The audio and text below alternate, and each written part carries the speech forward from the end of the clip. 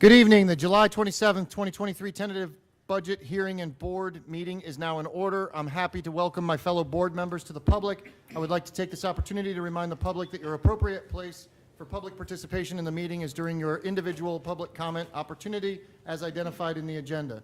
Outside of your individual public comment opportunity, your role in the meeting is as an observer. Paul, roll call, please. Mr. Susan? Here. Ms. Wright? Here. Mr. Trent? Here. Ms. Jenkins? Here. Ms. Campbell? Here. The board will now hold a moment of silent reflection and invite the audience to join.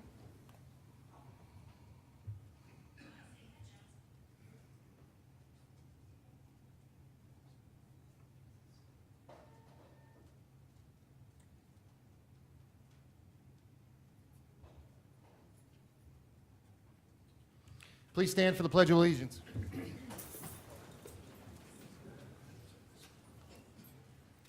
I pledge allegiance to the flag of the United States of America and to the republic for which it stands, one nation, under God, indivisible, with liberty and justice for all. Well, they were saying the pledge. Normally at this time, I give my fellow board members an opportunity to speak, but we're going to give the floor to a brand new program and opportunity. Sheriff Ivy, if you could come forward and to the speaking podium and give us a little bit of overview on what's going on, why these dogs are in here, and thank you for coming tonight. Yes, sir. Thank you, Mr. Chair, members of the board, and our superintendent. I'm actually going to let the stars of the show come up on the front stage there, if you don't mind, sir. So you guys head on up there. What you're looking at is what we are starting to affectionately call Junie's Posse.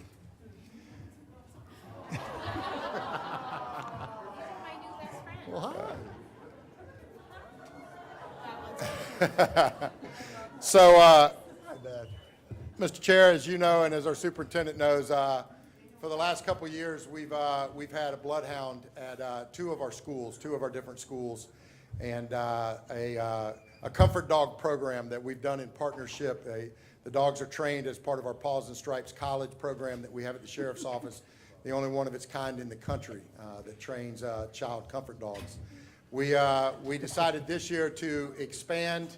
We now breed our own bloodhounds, and so we can make sure the bloodline is strong in their abilities to scent and search for missing children, seniors with Alzheimer's and dementia.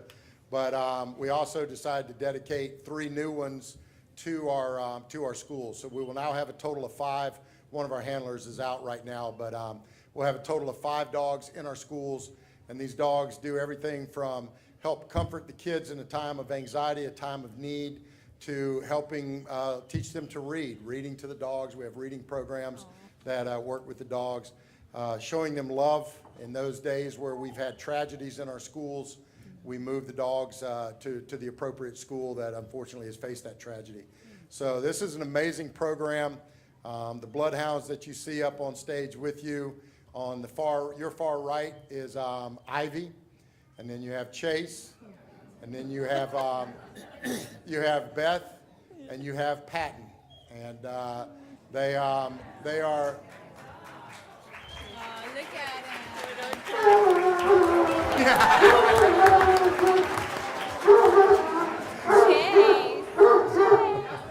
you're getting excited, aren't you? And our 5th dog that's in the school is actually Daisy, and Daisy May is the mom of Ivy, Beth, and Patton, and she's now been put into our schools and will be providing comfort for children at her school. So we are extremely proud of this program. We're extremely proud of the partnership, and as you know, our school resource deputies do more than just protect our schools, keeping evil away. They go in and they become family to the teachers, to the parents, to the children that are in those schools. And I couldn't be more proud of this partnership. As you guys know, I love our abilities to use dogs, not only in our schools, but just to combat crime and the things that we do. And this is the side of it where all it takes is to see these children as they love on these pets and just comfort them. And it's an amazing thing. And so I thank you for allowing us to expand the program, and I thank you for allowing us to be part of Brevard Public Schools. So, Hey, Sheriff, we're gonna come down there and take a picture, if you'll absolutely. join us. Yeah. Not one of them has bitten anybody today, so it should be good. Yeah, should be. So.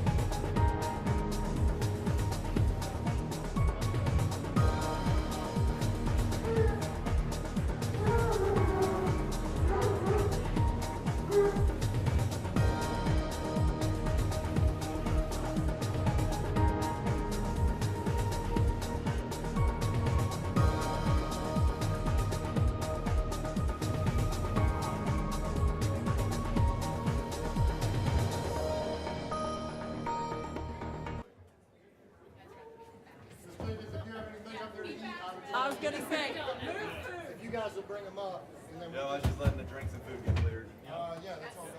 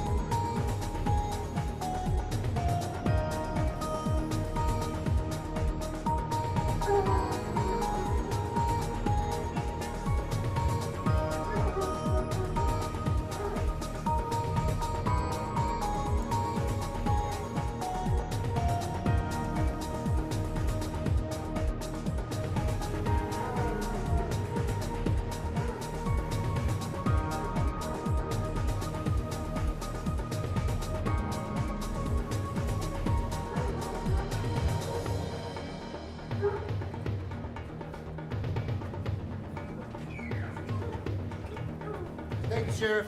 Absolutely. Thank you, guys. Yes, I wish sir. they weren't leaving. At this time, I would like to offer my fellow board members and Dr. Rendell an opportunity to recognize students, staff, or members of the community. Who wants to go first? I don't mind. Okay, Ms. Jenkins. So first and foremost, thank you for that. It was so fun playing with them outside, and I asked Brevard County Sheriff's Office if I could trade my dog, who likes to leap over my fence and run away, for one of those. They said no. So I want to do a shout out to the Satellite High School cheerleaders. They actually hosted a summer camp in Satellite Beach this summer. My daughter attended, and they had a little performance at the end of the week, but I want to say a shout out to not only the performance that the cheerleaders gave, they were really incredible, but also some of them were also in the choir and sang the national anthem, and it was absolutely stunning. And so it was just shout out to our kids that are in our musical theater programs. They're really, really incredible and tremendous, so great job. I also had the opportunity to meet with two of our really impressive students who attended Girls State. And out of 300 girls in the state of Florida, Ms. Campbell mentioned this last meeting, they were voted governor and lieutenant governor right here from Brevard. And so I want to give a shout out to Anjani Sharma and Emily Q. And they had asked to have a meeting to have a discussion about a really impressive initiative that they're trying to launch, to have a collaboration with county commission, with the Department of Health and our schools and other community resources to attack and address mental health issues from the perspective of the actual students themselves. And I'm so impressed by the presentation that they gave me. I was shocked when they reminded me that they were juniors in high school, because just having a conversation with them, I felt like they were about to graduate from college. So really incredible kiddos here in Brevard, and I'm really proud of them and happy to support them as they go along their way. I also had an opportunity to attend Endeavor Elementary's opening of their health clinic on campus, which was really, really exciting and really incredible. And it served multi-purpose for registering their students to their school, a community event to celebrate coming back to school. The health clinic is really impressive, and it's in a community that needs it so desperately. Getting medical exams for the students there who may not have access to it outside of their schools, as well as a dental chair.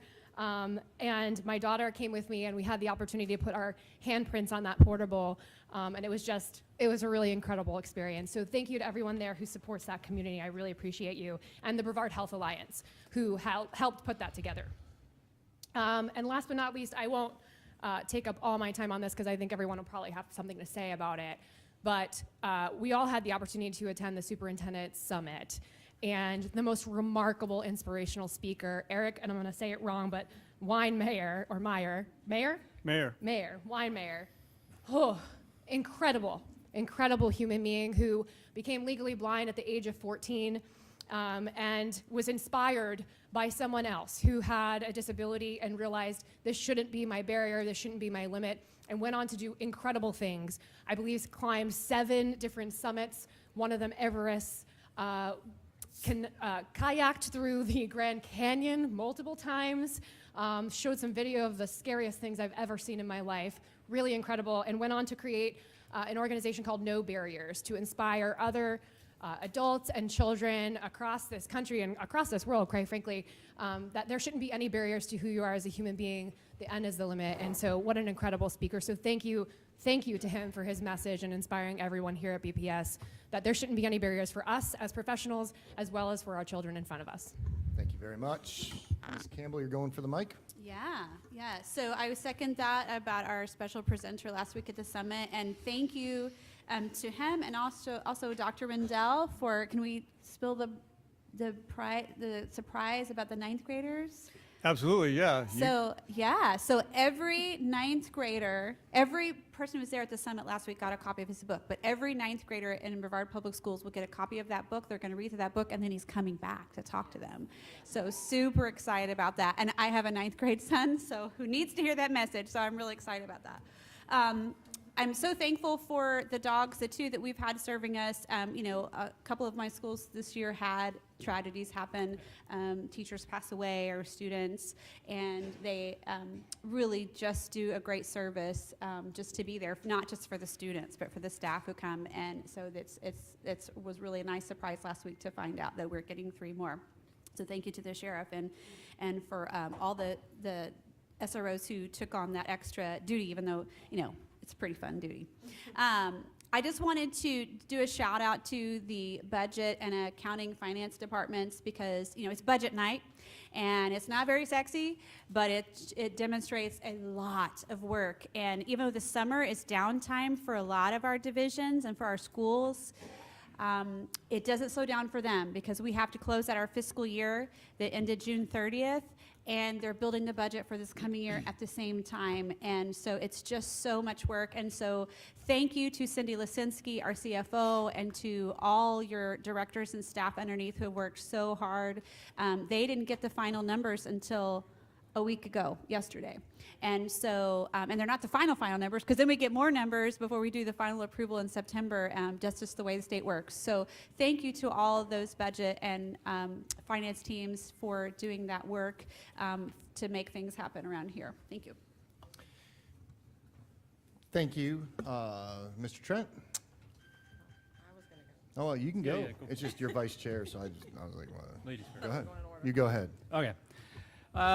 So again, it's getting close to the end of summer, hence the shirt. Enjoy your time, parents, teachers, students that you have left, the admin that's working diligently over the summer. We applaud your efforts. This is a time where you can have the least amount of distractions and try to get things done. But that time is dwindling down. So enjoy what you have left. It's been busy around here. I was going to mention something about the budget. The amount of work that these individuals are putting in, it's amazing.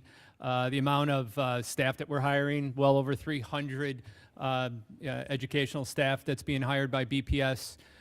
Despite what you're hearing out there, things are looking great as far as bringing those teachers in. So just enjoy your last few, as you might think, seconds of summer, and we look forward to welcoming you back, teachers and students, here shortly. Thank you. Awesome. I wanted to thank Dr. Rendell as well. The Superintendent Summit was something that was very special to be a part of, and just to have somebody feed back into you in a system where sometimes you feel drained. And so it was very encouraging to hear the speaker. So thank you for lining that up. That was an amazing experience. I also want to give a shout out to Titusville's Police Department. They held a breakfast where our security came alongside them, and they really just kind of laid out what's happening with security, what the SRO's roles are in the school, and I just want to thank all of our deputies, because honestly, there is no greater gift that you guys offer than making sure our children are safe every single day and that they're going home every single day to their families. So thank you. Shout out to all the SROs in Brevard County. We appreciate you tremendously.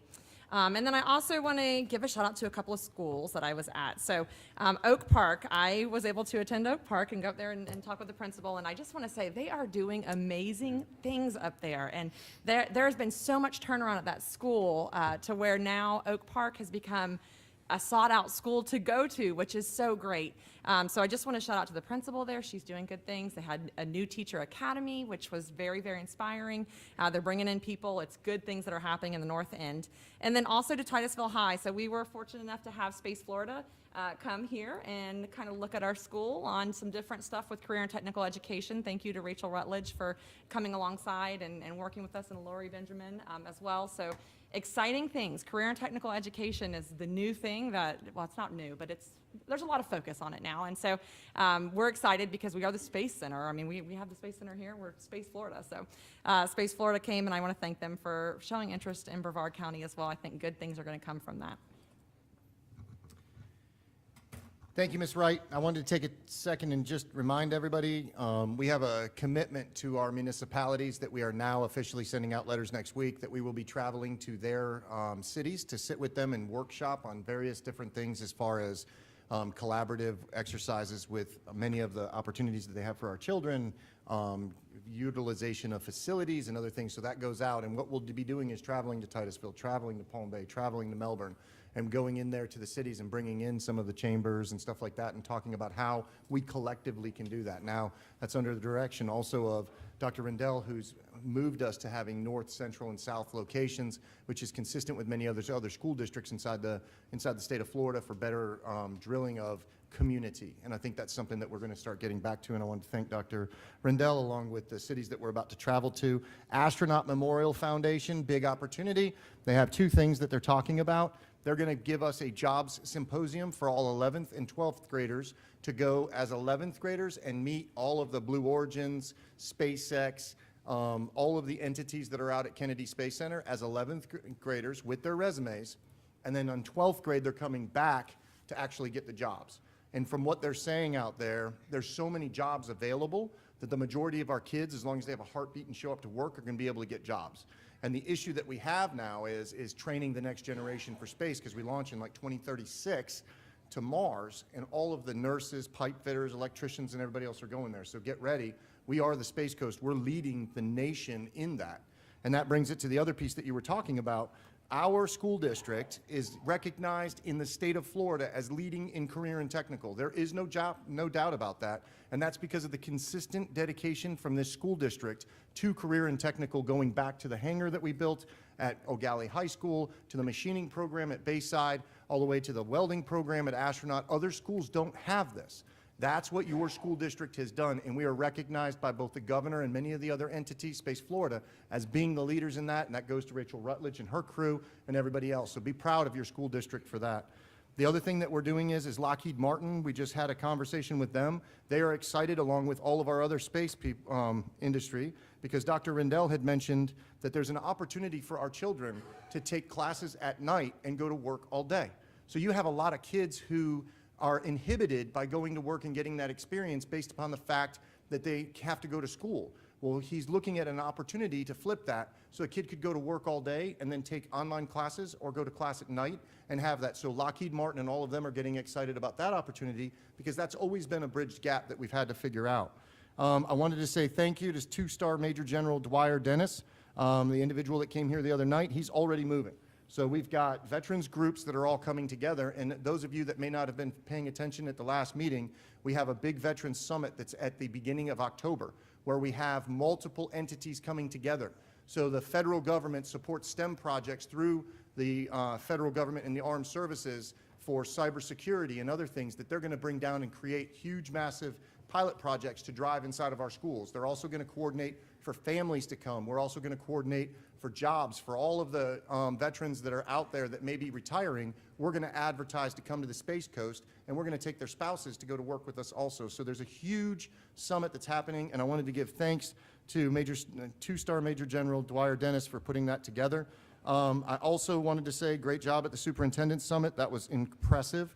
One of my favorite things was when Tara Harris got announced and everybody cheered inside there like I've never seen before. And then also that our boy Dan Diesel's back. And I got a chance to go talk to his... Travis, sorry. Well, you might get Dan back sometime too.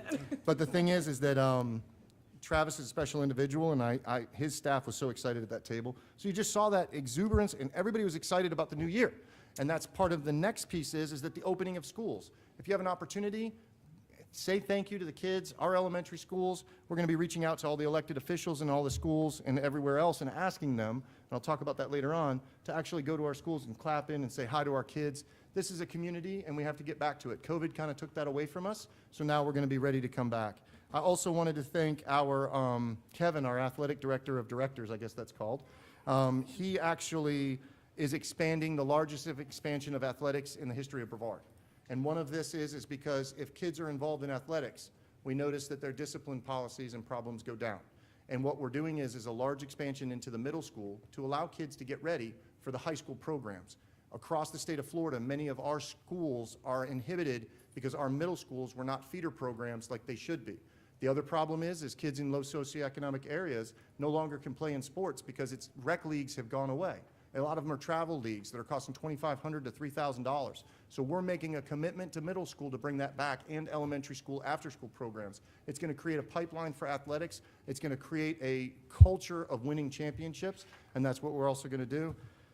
Last thing, I've got a bunch of other stuff, but New Teacher Academy. I got to speak at the New Teacher Academy. I know Dr. Rendell had to come in after I spoke because I told them to ask for forgiveness before for permission, and even the union was trying to pull me back. As a teacher, what I did was I always did what was right for the kids, and if I did something out of control, I knew that it was just something that I was going to ask for forgiveness afterwards about. And that sent the union into a spin, and Dr. Rendell had to go down there and kind of explain to them that there are rules and you do have to follow it. But 300 plus teachers in a room, and that wasn't all of them. And I'll be honest with you, when they were talking about giving the power back to the teachers as far as inside the classroom, there were cheers. And the reason is that we've had a situation for a long time where it's kind of gotten sideways, and now they're excited. And I met 2 people that actually came here that were employed in other school districts that actually stayed here. They were living here in Brevard and employed in other counties, and now they're back here. So there's a lot of excitement happening in Brevard. We also have 4 school districts that are following our discipline policies, just so you know. Indian River, Orange County, and others. So Seminole and others. So I just wanted to say thank you to all of that. And then I know Dr. Rendell, if you can say something about that millage numbers when you get moving too, that'd be great. Can I, before Dr. Rendell gets started, because that's super important, and I just impromptu shout out to probably the only educators that we have in this organization that enjoy when students talk back to them. Shout out to my speechies who are here today. It's nice to see some of your faces. It's been a really, really long time, so thank you, speech language pathologists. Good to see you guys. Dr. Rendell. Thank you, Mr. Chair. I actually have 2 things to share. The first, I'm going to ask Rush Cheatham to come on up to the podium. It's a total surprise to the district. Nobody else knows about this except me and Russ. He has some exciting news to share. Like surprise. Russ is the leader of our ET, Educational Technology, or IT department, and he has some really cool news to share. Thank you, Dr. Rendell, members of the board. In line with a lot of what Mr. Susan was saying, wanted to talk about a very positive bit of information we got earlier this week. Boeing, one of our partners with Destination Space, Destination Mars, we get a grant from them every year to do those programs. They are more than doubling the amount of money that we're getting this year, from $120,000 to $250,000 this year. So we're going to do some. Can you say that again? Because I don't think I heard that. Go ahead. From $120,000 to $250,000 this year. So That's great. Thank you. they continue to be great partners. We're going to do some exciting things, getting our students to the Kennedy Space Center, also doing some things with our Girls in STEM programs as well. So we're looking forward to it, but just wanted to share that bit of information with you guys tonight. Russ, you can come back anytime you want to share information like that to us. Thank you, Russ. Dr. Rendell. Thank you. The other thing is I want to thank our community for the support they have shown us over the years. You may recall that last November we had the possibility of an increased property tax millage on the ballot. And a bulk of that money, 80% of the money that would be generated from that increased property tax millage, would go towards compensation, for employee compensation. The idea was we wanted to invest in our people. And our community showed support for that by passing that ballot measure overwhelmingly. So I'd like to ask Ryan Dufresne, our Chief of HR, to kind of come up and talk about some of the monies that are going to be going into the pockets of our employees as a result of that community support. And that's the thing that I want to keep emphasizing is this money is only available because our community said we value our educators, we value the people in our school district, and we want to be able to pay them more. So he's going to go over some of the amounts that our employees will receive this year as a result of this property tax millage, as a result of the generosity of our citizens here in Brevard County. Thank you, Dr. Rendell. And also, again, I'd like to say thank you to our voters here in Brevard County for providing us this opportunity to reward our teachers for their work. I will say Monday we're going to release the actual numbers to the public, so you guys will be able to view it Monday in conjunction with our local unions. So I'm pretty excited about that. But the average for our BFT, our BFT is probably right around about $4,500 is about the average extra money they're going to get. So that's good. Anywhere from $7,000 from our 19 or more years all the way down to about brand new teachers are going to get about $1,000. So a little bit of extra helps. I'm really excited about it. Our 1010 union is also going to get some, and as well as our non-bargaining personnel. So we're really excited, and we can't thank the public enough, our voters enough, for recognizing the need to help out our teachers. They deserve it, and we're excited. Yeah, thank you. Thank you.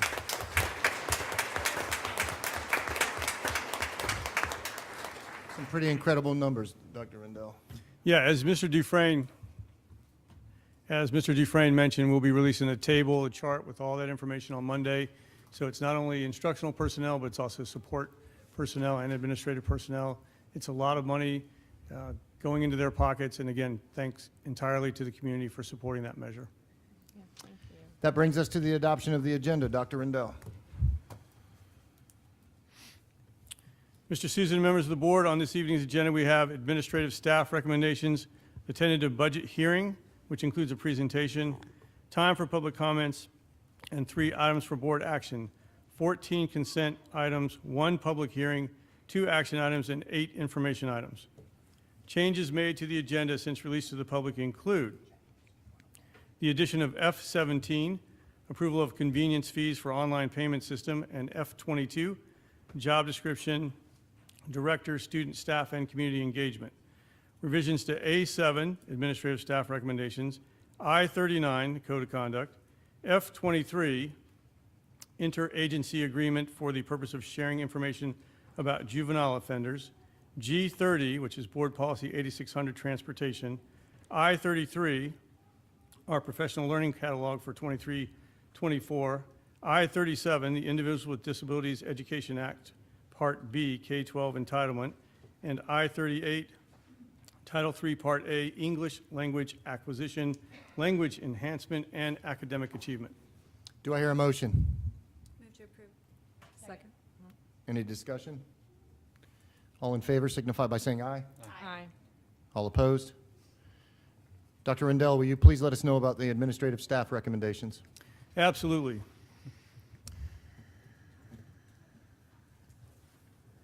We did all that. All right, so we have several people that are taking on new leadership roles in the district. It's a big night for them. I want to celebrate them and all that they're doing. So the first one is Ruth Jersa, who's being reclassed from the position of Guidance Services Professional at Cocoa High School to the position of interim assistant principal at McNair Magnet School. Ruth Jersa, congratulations. Yes, you come over there.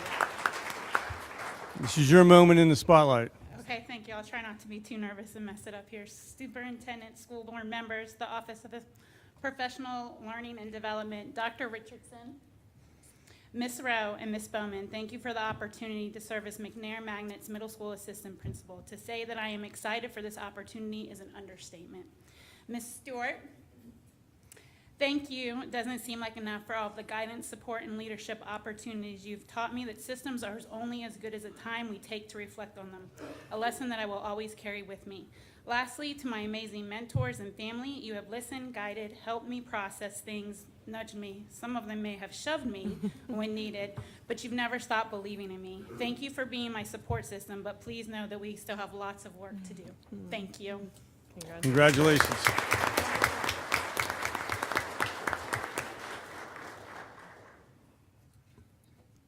Next up, I'd like to welcome Katrina Hudson to the podium. She is coming back.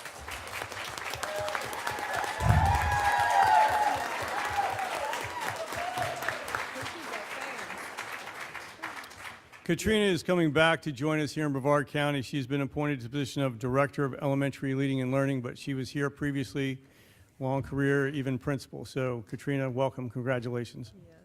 Thank you so much, very much, Dr. Rendell, and good evening to our board and all of our wonderful people here today.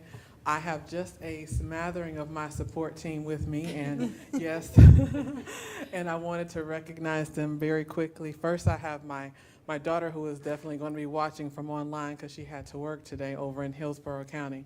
But I also have my son here with me, EJ. I have my father, Freddie. I have my niece, Kiana. And I also have my sister, Terry, who's all here today. I also have, oh boy, I have all of my family from Gulfview. These are some wonderful people, some very hardworking people who truly are dedicated to the kids in the community. But I also ran into some of my family from Atlantis. I ran into some of my family from Coquina. So just coming back home has definitely been an awesome opportunity, and I'm so appreciative of it, and I am just ready for the work. So thank you so very much for this opportunity, and thank you. Oh. Congratulations.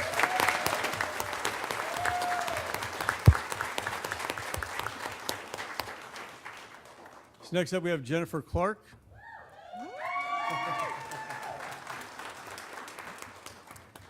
So Jennifer Clark is being reclassed from the position of principal at Atlantis Elementary School to the position of Director of Elementary Leading and Learning. Thank you so much. Thank you to the board and Dr. Rendell. I am so excited. I am very appreciative to Mrs. Harris and Mr. Raymer for giving me this opportunity. My Atlantis family, I'm going to miss them tremendously, but I'm leaving them in excellent hands with Miss Back. I'm so excited that I've been there to help her through the transition. And there's so many leaders that have helped me along the way, and it's exciting to be able to follow this path, and I'm excited for what's to come this year. Yeah. Thank you. Congratulations.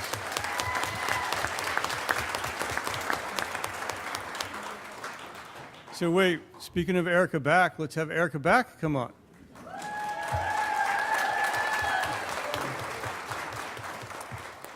So Erica is moving from the position of assistant principal at Atlantis to the position of principal at Atlantis. Dr. Rendell, board, thank you very much for this opportunity. I want to take a moment to thank the leaders that have made me who I am today. That begins with leaders from Sable Elementary on to Fairland Elementary, Creel Elementary, where I spent my 4 years as assistant principal before transferring most recently to the assistant principal role of Atlantis, where I think I spent 5 minutes as that. I'm very grateful for this position now as principal to just lead and further develop our students into what they can be. And I cannot forget my family, who's here. I have 2 rows of chairs. I'm sorry for whoever had to bring in all the chairs for them. But I'm very excited for the journey, and I thank you, everyone, for the support. Congratulations.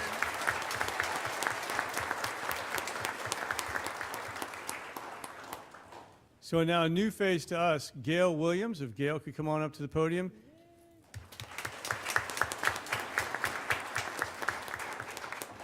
Gail is our new Director of Professional Standards and Labor Relations. Thank you to Dr. Rendell and the board. I appreciate the opportunity to be here. I am from Melbourne, Florida, a product of this school district. So this is coming home for me. This is full circle. So I have already met a lot of the staff here, and they're just wonderful. And so I'm excited about the opportunity to give you all that I can. Thank you. All right. Gail, welcome.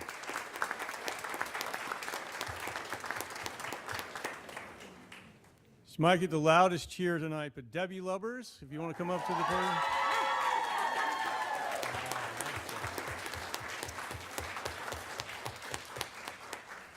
In case you haven't figured it out, Debbie is the new principal at Merritt Island High School.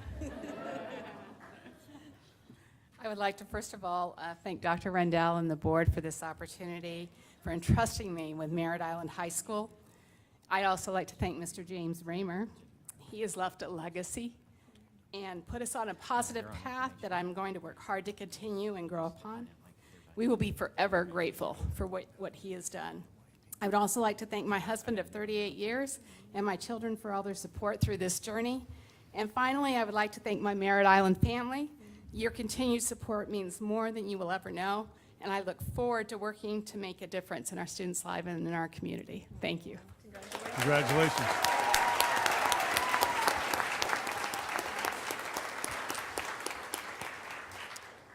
So now I'd like to ask another new face to come join us at the podium. That's Julie Cashin-Smith. So Julie, if you can come on up.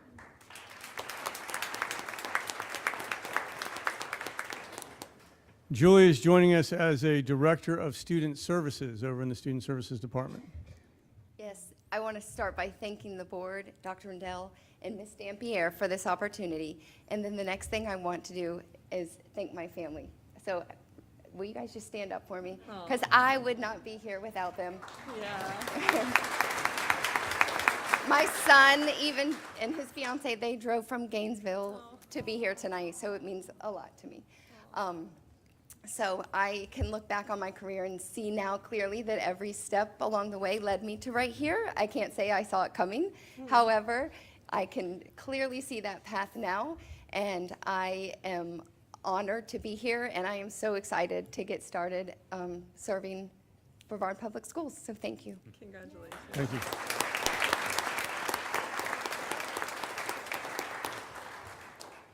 All right, John Rush, he's here. He's being reclassed from the position of assistant principal at O'Galley High School to the position of assistant principal at Vieira High School. John, come on up.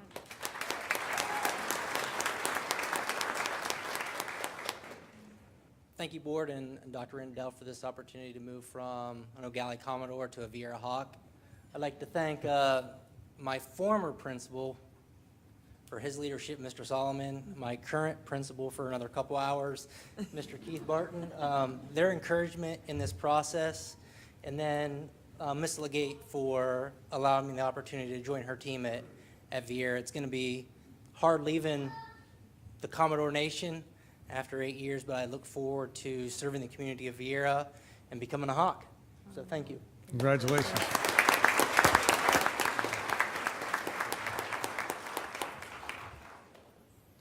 All right, coming back to the fold, Andrew Hoppenbrower.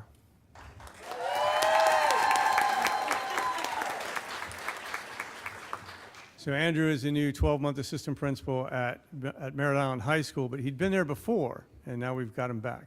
Yeah, thank you, school board. Thank you, Dr. Rendell, for this opportunity to come back to Merritt Island.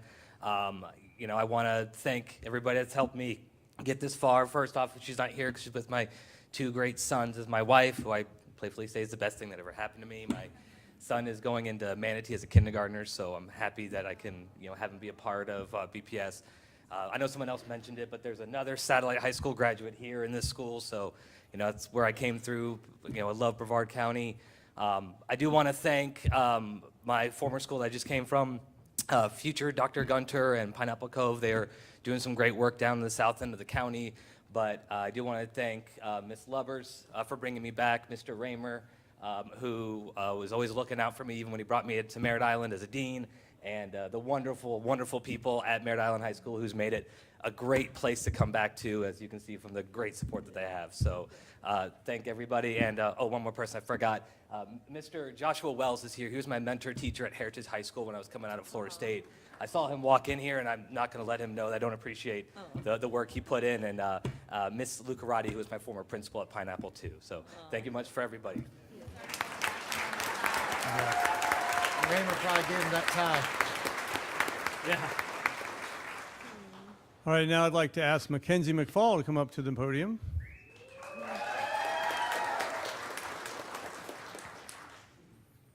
Mackenzie's being reclassed from the position of teacher at Mila Elementary School to the position of interim assistant principal at Mila Elementary School. Thank you, Dr. Rendell and the board, for this opportunity. Thank you to my family. I wouldn't be able to do it without you guys.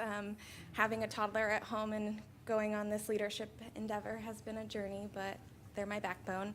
Thank you to my Mila team who are here to support me.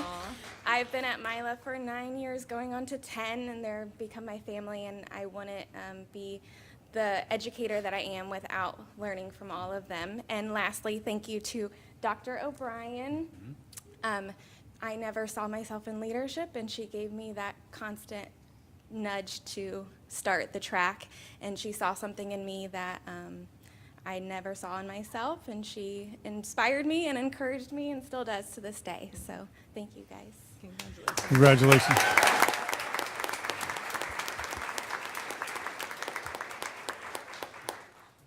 Mr. Dufresne, did I miss anybody? We get them all? We're good. Thank you. Just a couple. Thank you. I think what we're going to do right now is probably take a break to allow everybody to vacate. Did you want a picture? Need a Yeah, motion, yeah. motion, motion. No, we're not taking a, well, we could, yeah, let's. approve them. You have to approve them. We did, we already voted on them. We already did. No, no. Oh, we forgot Oh. to vote. All right, hang on a second. You all have All no right, job. do I hear a motion? Move to approve. Second? Is there any discussion? All in favor signify by saying aye. Aye. All right, just kind of jumped the gun on me there. All right, we're going to take a break, take a picture. Everybody else can vacate the room, and then we'll get moving. So, there we go.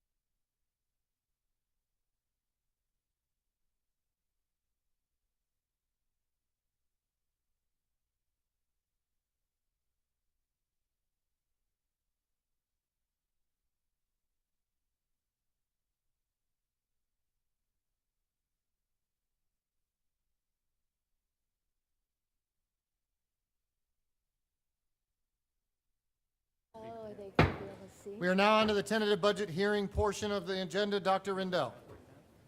Thank you, Mr. Chair. Before we begin, Ms. Cindy Lazinski, our Chief Financial Officer, will provide a brief presentation on the proposed 23-24 millage levy and the budget. Okay, good evening, board members, Dr. Rendell. This is the first hearing of the proposed millage rates and tentative budget for fiscal year '24. Post-pandemic, Florida has become a stronghold of economic growth. Property values across the state have seen a significant increase as people from across the country and region have migrated to Florida. Sales tax trends have significantly exceeded any recession predictions. But along with this growth has come increased cost in housing. The cost of operating schools has also increased in food, healthcare, energy, and textbooks. Given these changes, our major challenge is the ability to increase compensation to ensure our employees are paid at a competitive wage and salary. Tonight's public hearing will include this presentation that I'm doing right now, proposed 24 millage rates and the 24 budget, opportunity for public comment and board member discussion, adoption of the proposed total millage levy to support the FY24 tentative budget, adoption of the FY24 tentative budget as presented, a request authorization for the superintendent and staff to perform all necessary actions to comply with the truth in millage requirements, and announce the date of the final public hearing to adopt the FY24 budget. The truth in millage legislation requirements are detailed under Florida statutes. Trim timelines are very prescriptive in law, and the clock started July 1st. The total timeline to budget adoption is 80 days. The statute dictates the order of business during the budget hearings, and trim requires 2 public hearings for open discussion of the millage rates and the proposed budgets of all taxing authorities.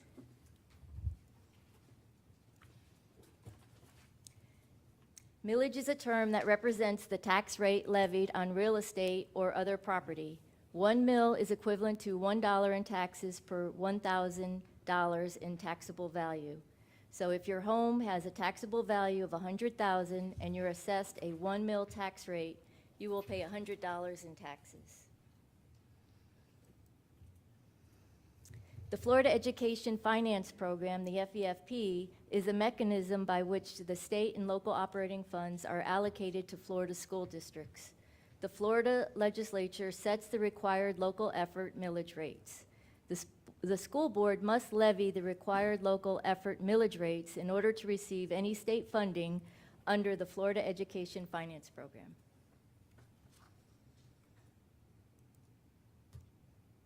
The total proposed millage related to school funding for FY24 school year totals 6.383 mills.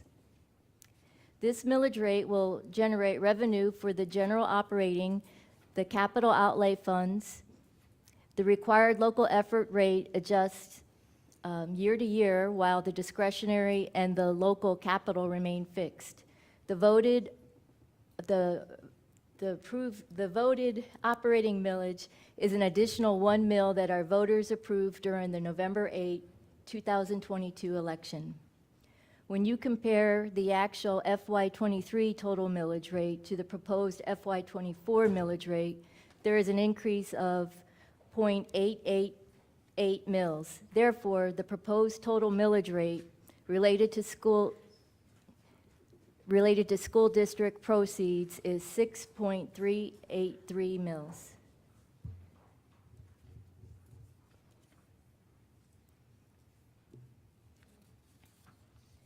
This slide depicts historic millage rates over the last 10 years. Since FY13, the total millage rates have declined each year as our property values have increased in the county. The orange area represents the fixed basic discretionary operating rate. The light blue represents the fixed capital outlay rate. The dark blue depicts the variable RLE rate that has been adjusted down each year. and the green area represents the voter-approved 1 mil operating millage rate.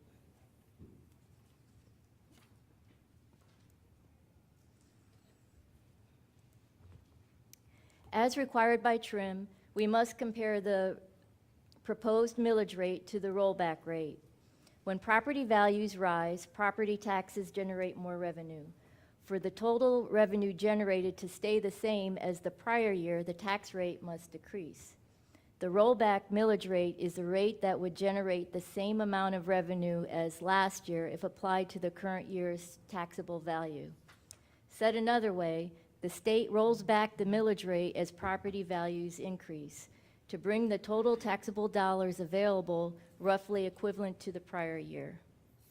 Under TRIM, the rollback rate is the basis for determining if tax rates have increased or decreased.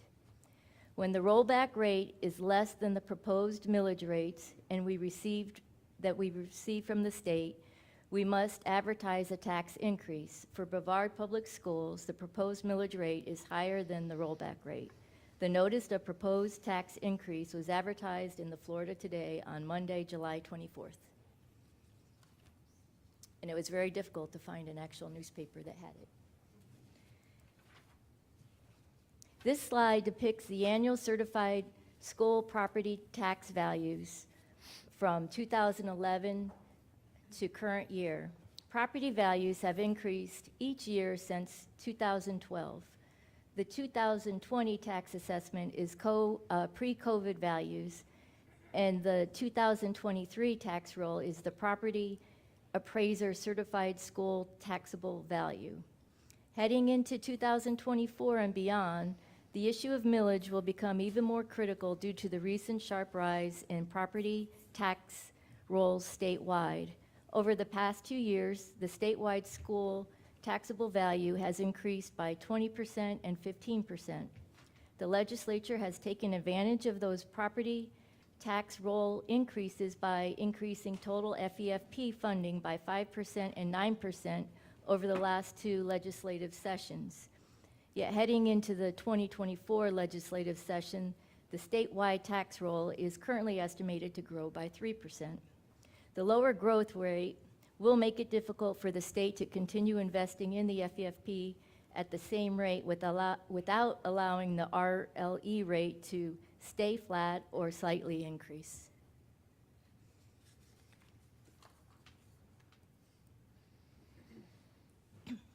Using the proposed millage rate at the 2024 taxable property level, our total projected tax levy is approximately $427.7 million at a 96% collection rate. The required local effort and discretionary millage makes up the local operating funds. The capital outlay millage is levied for capital improvement, and the voting operating millage is predominantly for competitive compensation for our employees. The RLE makes up close to 40% of our FEFP funding at $210.1 million. The full basic discretionary millage will garner $50.1 million. If any school district levies the full .748 mill levy and it generates an amount less than the average FTE, then that school district will receive a millage compression supplement that will bring the district up to the state average. In our case, we will receive an additional $167 per FTE, or $13.4 million. The voted millage is new this year and will provide increased compensation for our employees. After proportionally sharing the charter schools, BPS will receive $57.6 million. 80%, or $46 million, will be allocated for compensation for all employee groups. 16%, or $9.2 million, will be allocated to student programs, and 4%, or $2.3 million, will go towards technology advancement in the classroom. The local capital millage, or LCI, will provide the district $100.5 million.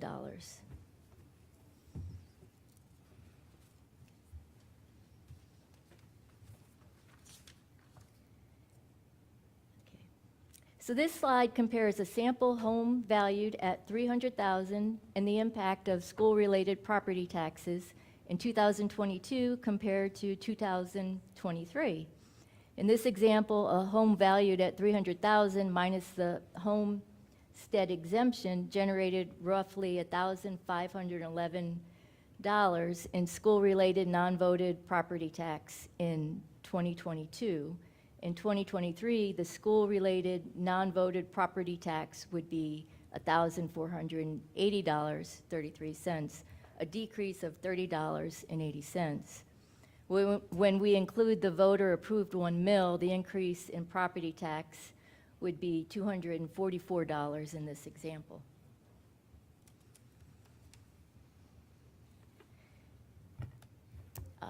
And this was said earlier, but Brevard residents know that there is a direct correlation between quality schools and economic growth in the community. And in order to have quality schools, we need quality staff. Education supports the community by ensuring students are ready for what comes after high school, college, career, and life. We need educated residents who are ready to become Brevard's doctors, leaders, teachers, and entrepreneurs and take on exciting positions in the space industry. So I really do, we all are very thankful to our community. The proposed FY24 budget is balanced, and in our best estimate of revenue against expenses, it is not money in the bank. We built this budget understanding the uncertainty of enrollment across the state, inflationary cost increases, and the need for increased compensation in pay, benefits, and retirement plans. We will continue to monitor and make necessary adjustments to ensure we have resources available to meet the needs of every student. And this is a very high-level summary of the 2024 all funds proposed budget.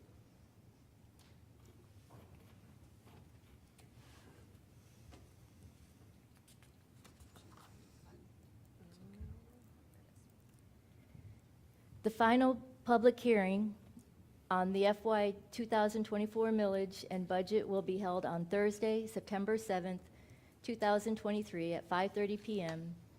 right here. And this concludes my presentation. Are there any questions? Thank you, Ms. Lisinski, for giving that presentation. Anybody have any questions for her? Okay. We're going to move into, the hearing is now open for public comments. We will, in accordance with Florida law, accept the speakers in the following order: the 2023 through 2024 proposed millage levy, followed by the 2024 proposed budget. Is there anybody in this audience who wishes to address the 2023-2024 proposed millage levy? Anybody who wishes to address the 2023-2024 proposed millage levy? Okay.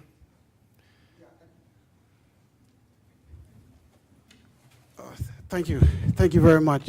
One of the questions I have with the budget, and I do understand it's a high-level budget, but I'd like to thank the young lady that presented it. She mentioned the importance of quality classrooms, and one of the things I did see in the budget is the technology advancement for every classroom.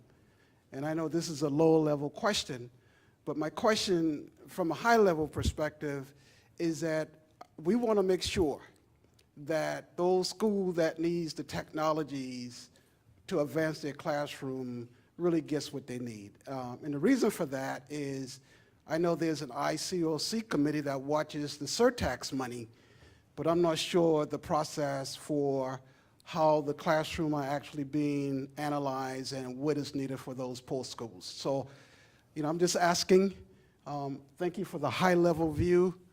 But for the low-level view, who's in the trenches of these classes that really need some modern upgrade, that the money really get to where it needs to get to so that every child can have an opportunity?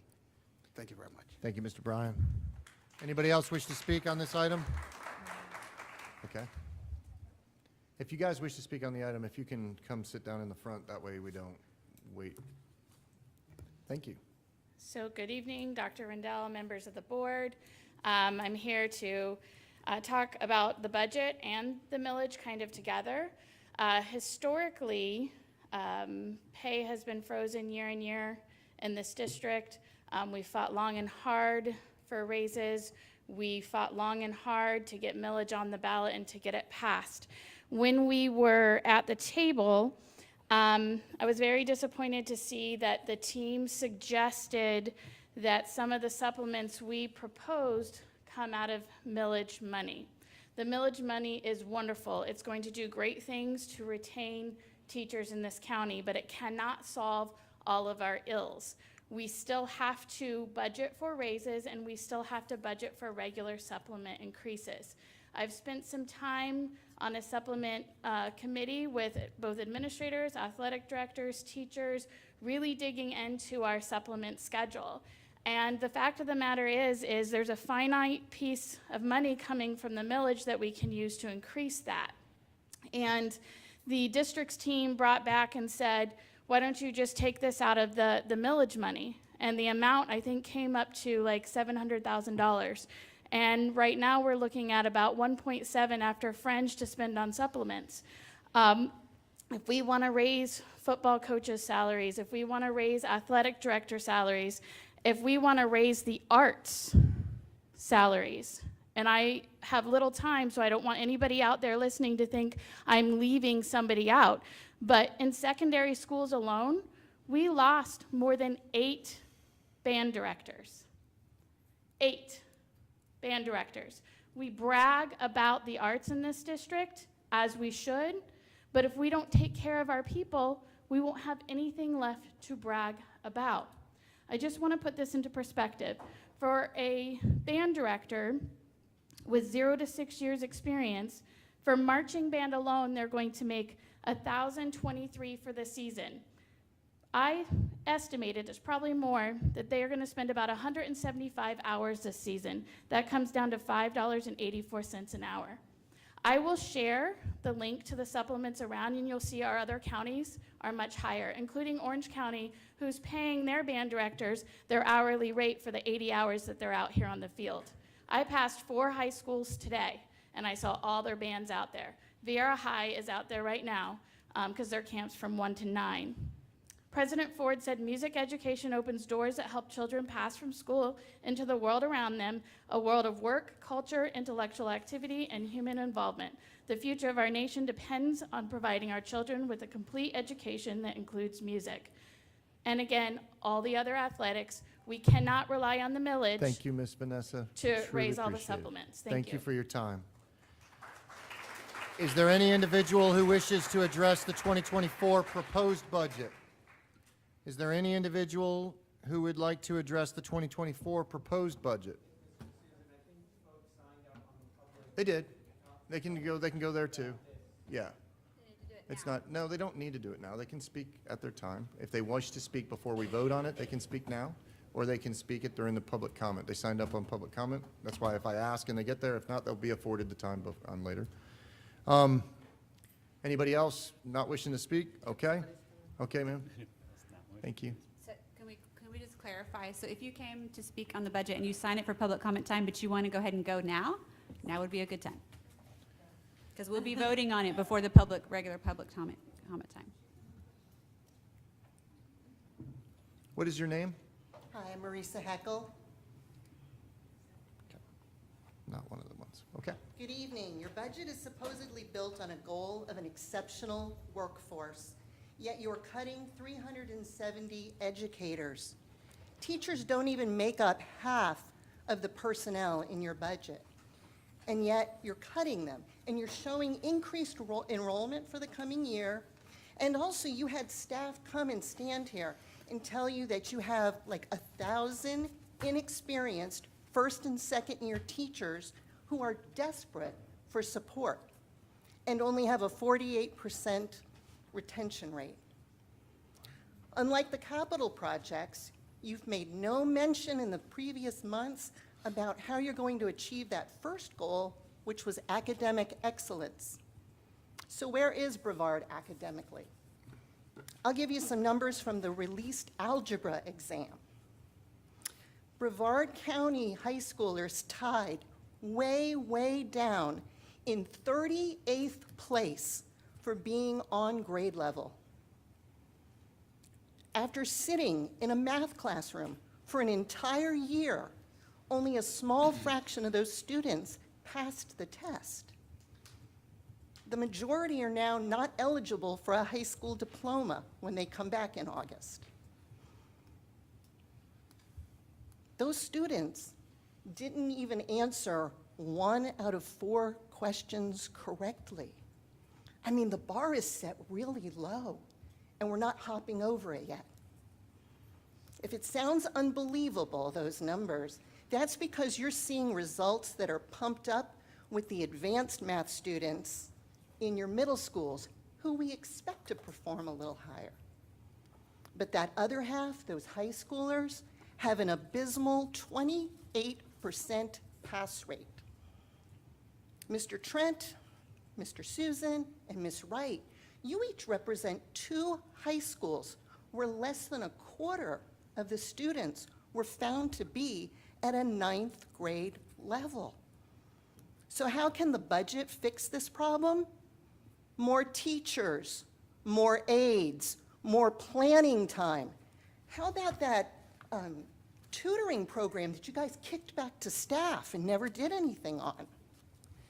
I believe that we need discipline, transportation, high-quality literature, career programs, sports, and strong leadership. But your number 1 priority, your only true purpose here, is to provide our students with a high-quality education. So please, start discussing academics in these meetings and budget with that at the top of the priority list. Thank you.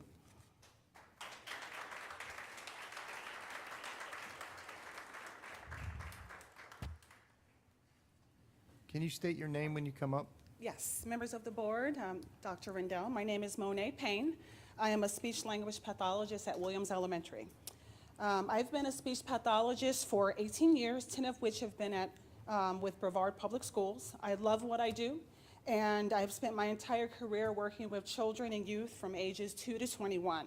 My own children, who are triplets, receive speech services at Williams, and I have witnessed firsthand the benefit these services have had in their lives.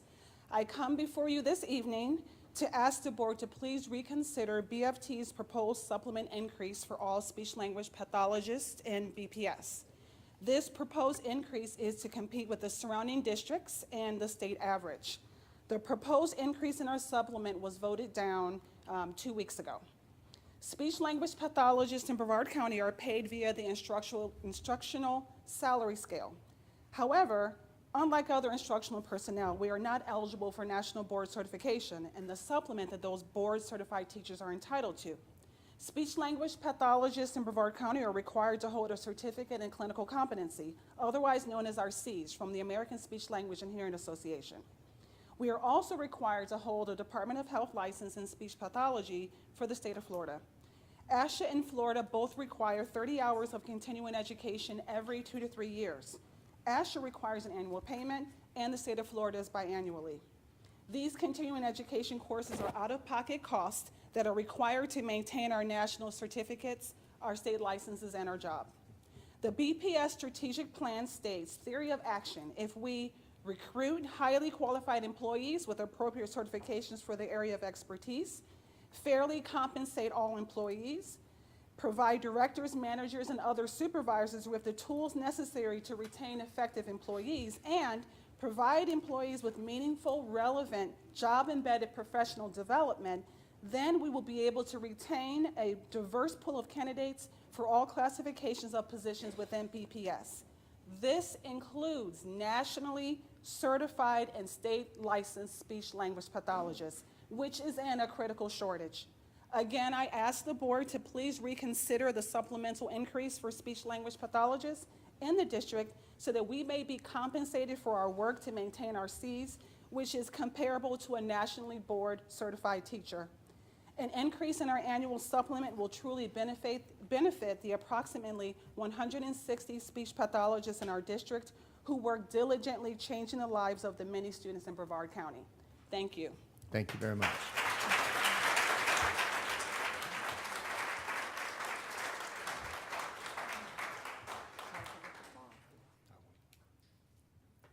Good evening.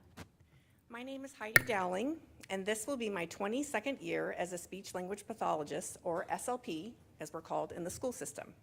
I've been with BPS since 2005, and I currently work at Williams Elementary. I'm also a proud product of BPS. I graduated many years ago at Satellite High School. I love what I do, and I'm proud of what I do. My colleagues and I often say that we teach the #1 life skill, which is communication. I would like to share with you a little bit about our SLP family. Our group of approximately 160 SLPs serves public schools, private schools, charter schools, preschools, daycares, and sometimes home settings. We are required to have a master's degree within 2 to 5 years of entering the school system, and a minimum, I believe, at least 80% of us maintain a certificate of clinical competency, which we call our Cs. This is the gold standard of excellence in our field, which is comparable to a national board certified teacher. And here is a fun fact, this always amazes me. Our group of SLPs who hold the Cs generated approximately $250,000 in Medicaid billing for our district last school year. That is most of any other professional group in our district. Unfortunately, BPS is losing more and more SLPs every school year. So why is this the case? Well, many people aren't aware that our profession has many options. When our school district seeks to hire an SLP, they are directly competing with hospitals, private practice, skilled nursing facilities, and telehealth. These positions make substantially more than what is offered in the schools.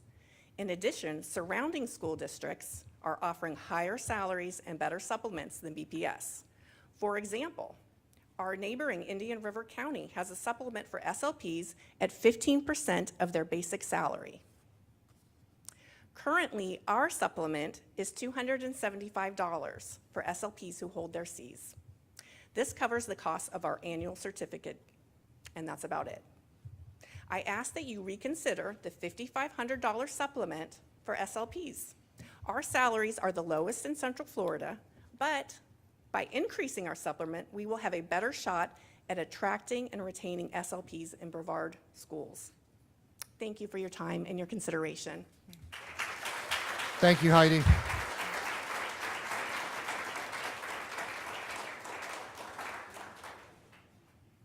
Hi, my name is Bernadette Pizzino. I'm a speech language pathologist. I've been with Brevard Schools for 10 years. I would like to request you consider the $5,500 supplement for speech language pathologists. I was recently asked, what would your dream job be? I said without hesitation, I have my dream job. I love what I do, and I love working for Brevard Public Schools, but quite frankly, remaining at our current salary is becoming very challenging. I know everything Brevard does is data-driven, so I'd like to present some important data points. According to ASHA, the national average SLP salary in schools is $65,000 to $75,000. The average Florida SLP in schools is $60,000. Brevard Public Schools falls significantly below both of these at $50,275. When comparing our salary to our surrounding districts, we once again are at the bottom. Osceola County's speech language pathologists who have their master's degree in Cs average $69,185 a year, and that does not include a very large supplement on top of that. Seminole County averages $56,425, once again with an additional supplement on top of that. Many people here have no idea what a speech language pathologist does. We are often referred to as teachers. We are not teachers. We evaluate, diagnose, and treat communication disorders. We are required to hold a master's degree in communication science and disorders, as well as maintain our Florida licensure from Department of Health. More important data to consider. Research shows that students have speech and language disorders will likely struggle with reading and writing in school if they are not provided with early intervention. In addition to that, research shows difficulties with reading impact students' ability to perform in every subject area after 3rd grade. Many people may not know what we do. However, we are an essential part of the schools, and we are able to help approximately 7,000 students every school year. Not only are we essential to our students' success, but we also bring in revenue for Brevard through billing Medicaid. We brought in approximately $250,000 last year. Once again, I hope you take the time to research what a speech-language pathologist does and the mandates that are required to remain clinically competent. If you do the research, you will find that we are a huge asset to Brevard schools that has been overlooked for far too long. Thank you. Thank you.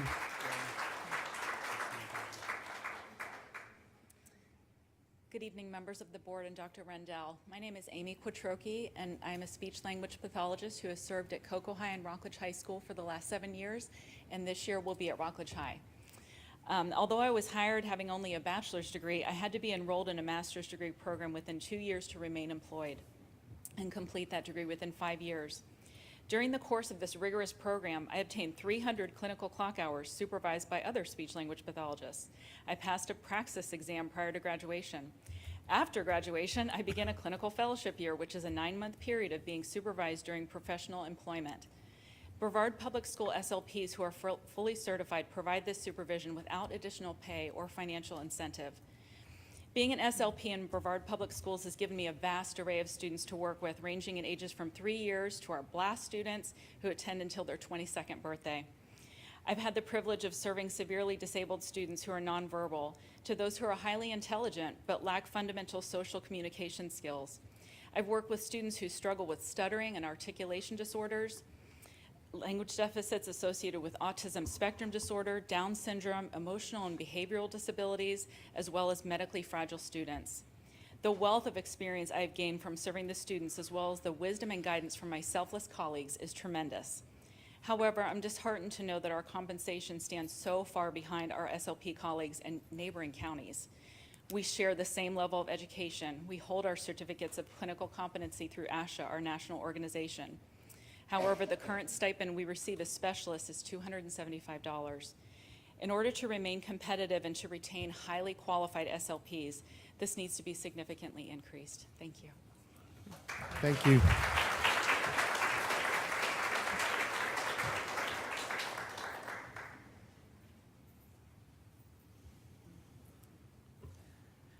Good evening, Dr. Rendell and esteemed board members.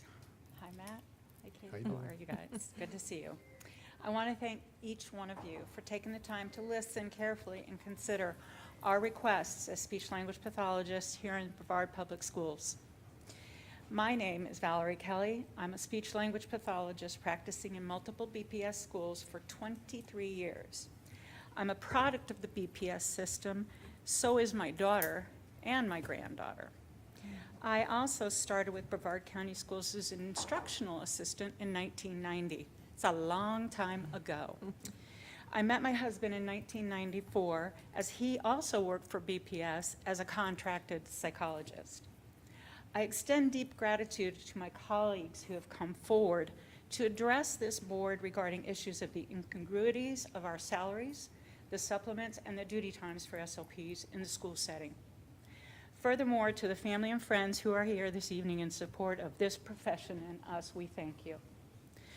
The goal of the SLP is to create a lasting connection with human beings, support the development of the #1 skill of communication. Communication is the foundation for all reading skills, which is paramount to the success of all students in the task of learning and retaining knowledge. While working as an assistant in BPS, I enrolled in the Communication Science Disorders program at UCF to obtain my degree. The requirements for the Communication Science Disorders degree, the master's program, was 72 credit hours and maintaining a 3.5 GPA, while a Master of Education degree is only a 30 credit hour requirement. The hours are additional to what the SLPs are to hold a state licensure with the Department of Health. Our National Clinical Competency certification is the 9 months, also including a 6-month stint of unpaid time as a clinician at a number of schools or at a skilled nursing facility. We have provided you succinct data. In front of you are purple folders that contain what information we have gathered through research regarding the salary and supplement inconsistencies in the documents. I ask you with the deepest respect to consider our request to increase our supplements from $275 to at least reflect the national average of supplements for all SLPs, and especially in regards to the Florida supplements as speech-language pathologists who hold their clinical certification of competency. We hope that this presentation has shed light on the incredible value and need for speech-language pathologists in the schools and retaining the highest caliber professional in the pursuit Thank of you for your serving time. every student with excellence as a standard. Thank you.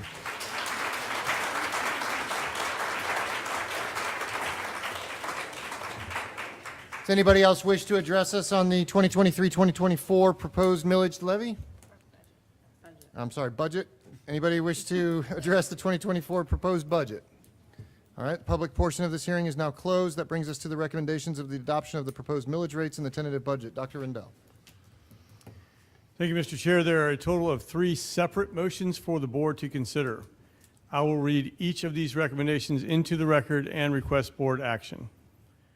The first is to adopt the proposed 2023-24 millage rates of the operating fund, the required local effort of 3.135 mils, the local discretionary of 0.748 mils, the required capital outlay of 1.500 mils, and the voter-approved millage of 1.00 mils, for a total of 6.383 mils. Do I hear a motion? Move to approve. Second. Is there any discussion? All in favor signify by saying aye. Aye. All opposed? Dr. Rendell. The next item is to adopt the 2024 proposed budget of, for the general fund, $799,378,536. The debt service fund of $37,931,802. The capital project fund of $398,009,318. The special revenue funds of $208,899,179. Internal service funds of $102,476,351, and the enterprise fund of $5,929,817 for a grand total of $1.552 billion. Do I hear a motion? Move to approve. Second. Any discussion? All in favor signify by saying aye. Aye. All opposed? Passes 5-0. Dr. Rendell. The last item is to authorize the superintendent to take the following actions. 1, notify both the property appraiser and the tax collector of the proposed 23-24 millage and the following rolled back rates. The general fund rollback rates, the required local effort is 2.9808 mils. The discretionary operating mils is 0.687 mils. 0.6867 mils. The capital outlay rolled back rate of 1.377 mils, and then the additional voted millage. The total rolled back rate is 5.0445 mils. Move to approve. Nope, not yet. Nope, nope. Sorry. Sorry, I jumped off there. That was just one. Second. Oh, sorry, I'm ready. We got a Okay. lot- we got a lot more. Yeah, it is. The second step is to notify both the property appraiser and the tax collector of the final public hearing on September 7th, 2023 at 5:30 p.m. at the Educational Services Facility, Viera. And finally, to adjust the revenues and expenditures if necessary prior to the final public hearing. Do I hear a motion? Move to approve. Is there any discussion? All in favor signify by saying aye. Aye. Any opposed? All right, prior to the adjournment of this hearing, I must read the following statement. The proposed 2023-2024 millage rate necessary to fund the tentative budget exceeds the rolled back rate by 26.53%. This public hearing is now adjourned.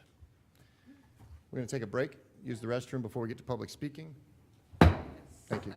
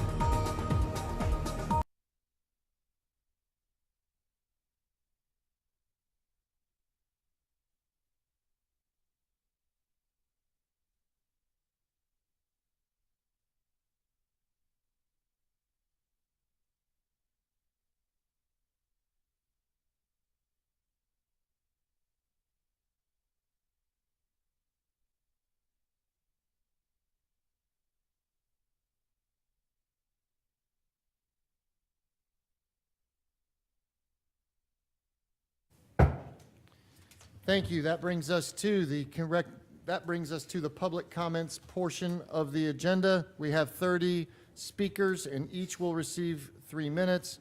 I will call up 3 speakers at a time.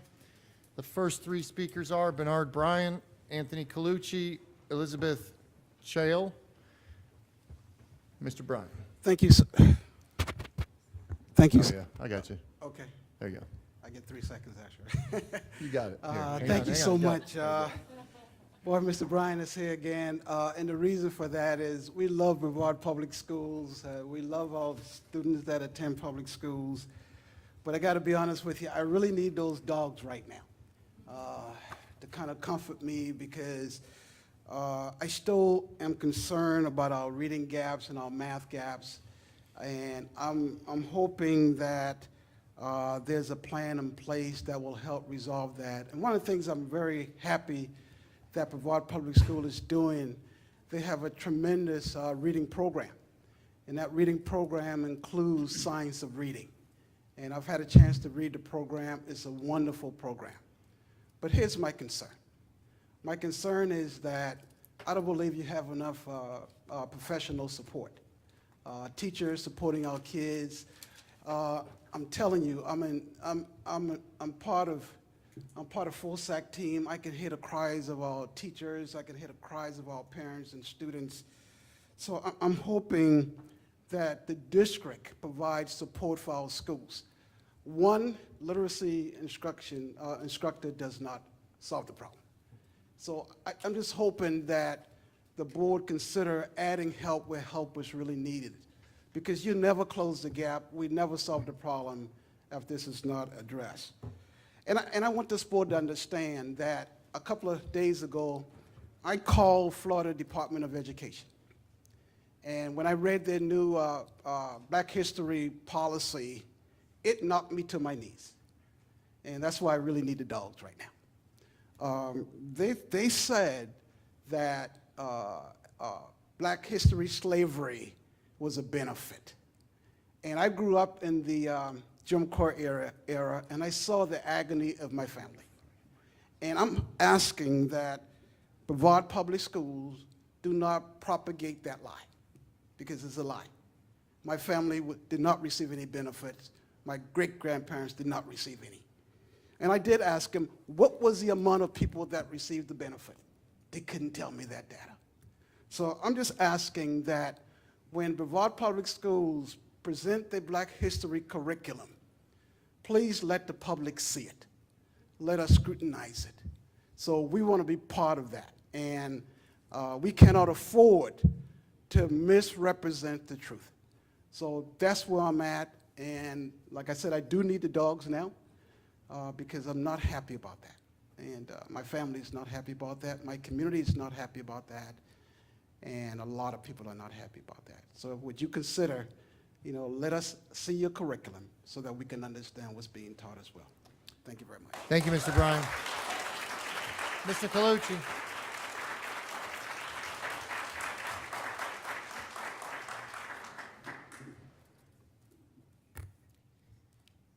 My name is Anthony Colucci. I'm the president of the Brevard Federation of Teachers.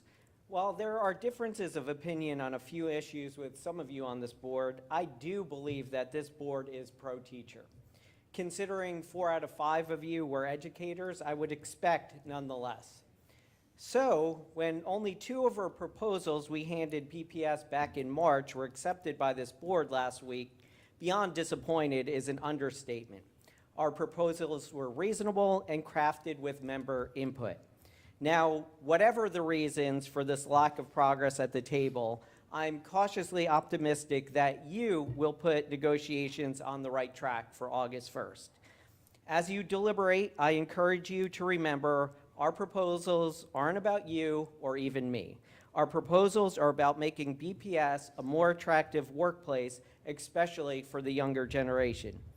And the fact is, whether we like it or not, it's time to make some changes that will bring more of the best young people into education and keep the ones that are here already. On the one hand, we have an incredible opportunity because research shows finding a sense of meaning from their work is a big priority for Gen Zs and millennials. The sense of meaning one derives from educating kids is there. But when you start looking at other areas, that's where we see the problems. So while nearly 40% of millennials are looking for good work-life balance, not only did BPS reject our proposals to ensure non-classroom teachers receive planning time and weren't overloaded with duties, there was a proposal to take away 4 hours of planning from our teachers throughout the year. While 27% of millennials are seeking higher salary or benefits when looking for an employer, our proposals to increase speech language pathologists, behavior analysts, and occupational and physical therapist pay were rejected despite BPS having a difficult time retaining these professionals who can easily make more in other districts and private practice. And as 1 in 5 millennials and Gen Zs are looking for flexible work models, not only did BPS reject flex time for those seeking to celebrate religious holidays, but for reasons I can't comprehend, offered a reject on our proposal that would let teachers leave after student dismissal when air conditioning isn't working. Research also tells us younger workers appreciate a workplace where their opinions are valued and they have a voice in decision-making process. In other words, when these workers give input into their contract to their union that represents them, they want 11 yeses, not 11 nos. As you know, BFT will fight for this profession, but a fight's not what we're looking for. We're looking to ensure our students have highly qualified teachers. In order to do that, BPS needs to recognize the changes it needs to make. Thank you, Mr. Colucci, for your time. We truly appreciate it.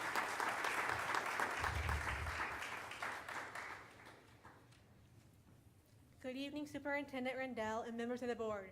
My name is Liz Shaley, and I am a teacher here in Brevard County. Let me begin by saying that I am a Brevard native and product of the Brevard County school system. I grew up here, left for college, but returned to the area shortly after graduating. I have over 16 years in FRS, 14 of those being in Brevard County, so I've been around the county for a bit of time. Over the years, I have seen different boards have many members that do not represent or respect teachers as a collective group, which in turn means they do not have the students who attend our schools in the best interest. However, I do believe the majority of the current board has a favorable view of teachers and the needs of our students. I do understand that there is state of Florida legislation that controls some decisions. However, there are other issues in our county system that the board continues to ignore when it comes to the equitable treatment of teachers and other employees. This is evident from the outcome of the most recent bargaining meeting between the district and BFT. In March, our teachers union placed 18 proposals on the table. At the mid-July negotiation meeting, only 2 were accepted and 3 were countered. While 2 failed to be replied to, 11 were flat out rejected. This is unacceptable and demoralizing to our teachers. One of the proposals rejected, with no counter proposal, was that the AC was out in a teacher's classroom. They permitted to leave at the end of the student day if there were no prior scheduled meetings. Why was this rejected? We live in Florida, where it's often quite warm. Also, many schools in our district do not have windows due to the time frame when they were built. This can cause the classroom to heat up quickly. Being in extreme temperatures for extended periods of time is not healthy. This shows a lack of concern for the well-being of their teachers in the district. As I began with, I have lived in Brevard County most of my life, so I'm committed to the community here. To me, this seems that every year negotiations between BFT and BPS get more difficult as district officials fail to budge on issues important to teachers in the district. Teachers have already left the district in swarms, and more may be on the way out soon if the district continues to not support them as educators. Last school year, there were vacancies that were never filled in the county. This is a problem and shows that people do not want to work here. Please, for the sake for those qualified teachers in our classrooms, provide and respect us as knowledgeable professionals. I did not enter the field of education to become rich. I entered it for my love of sharing knowledge and trying to better my future for everyone in the community. Education is important to students in the community. Without qualified teachers, we'll miss out. How do you keep qualified educators in this task and mission? Support them and show respect. As I stated earlier, while past boards have not done this, I do feel that the current board is capable and can make the changes necessary to recruit and retain qualified teachers. Thank you for very your much. time. Appreciate your time. Would Ruth Kaufhold, Randy Ondo, and Marcus Hockman are on deck? If Ruth could come up now. She left, okay. So then we got Randy Ondo. There we go. Then you, Mr. Hockman, thank you. For more than 4 decades, I've been a student, a volunteer, and educator with BPS, and have never spoken publicly at a board meeting. The most recent bargaining session was the final straw. I sat in a room and heard the word rejected, used proposal after proposal. So here I stand. Allow me to introduce myself. My name is Randy Ondo, and it's a pleasure to provide my input. In 26 years as an employee, I've endured several hardships that I've chosen not to dwell upon and simply accepted. There were years where my insurance deductions increased more than my pay, and I took home less than the previous year. I obtained national board certification, only to receive a few years of pay before funding was revoked. There was the year when the magistrate agreed with the pay increase proposed by teachers, yet the board voted it down. It's important to understand our history as an organization. These barriers and more have created the current problem we all face. During negotiations, I heard creative solutions that made sense. Any other workplace allows for transfers to take place. Teachers in Brevard must routinely resign and be rehired to work around the restrictions of our outdated system. Each time this happens, multiple departments and personnel are bogged down in paperwork. Teachers must jump through orientation hoops, and veteran teachers have the burden of completing mentor paperwork for teachers who have already completed these steps. This process wastes vast amounts of money and time. Proposal rejected. Recently, the board touted creative remote work options for some positions to attract and retain a quality workforce.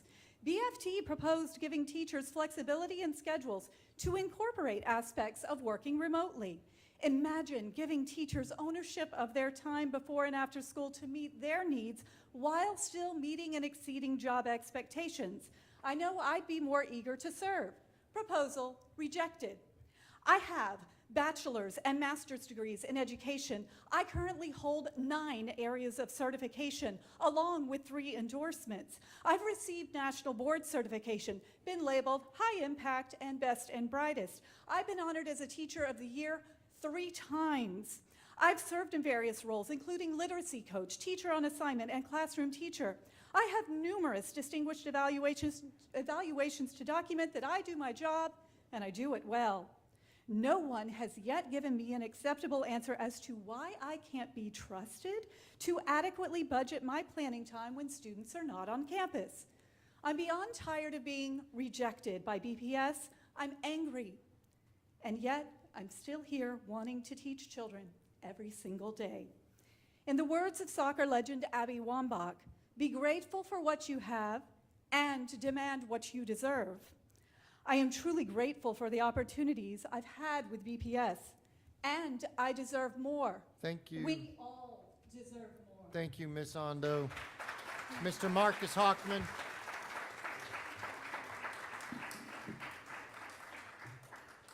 Good evening, everyone, and good evening, board members.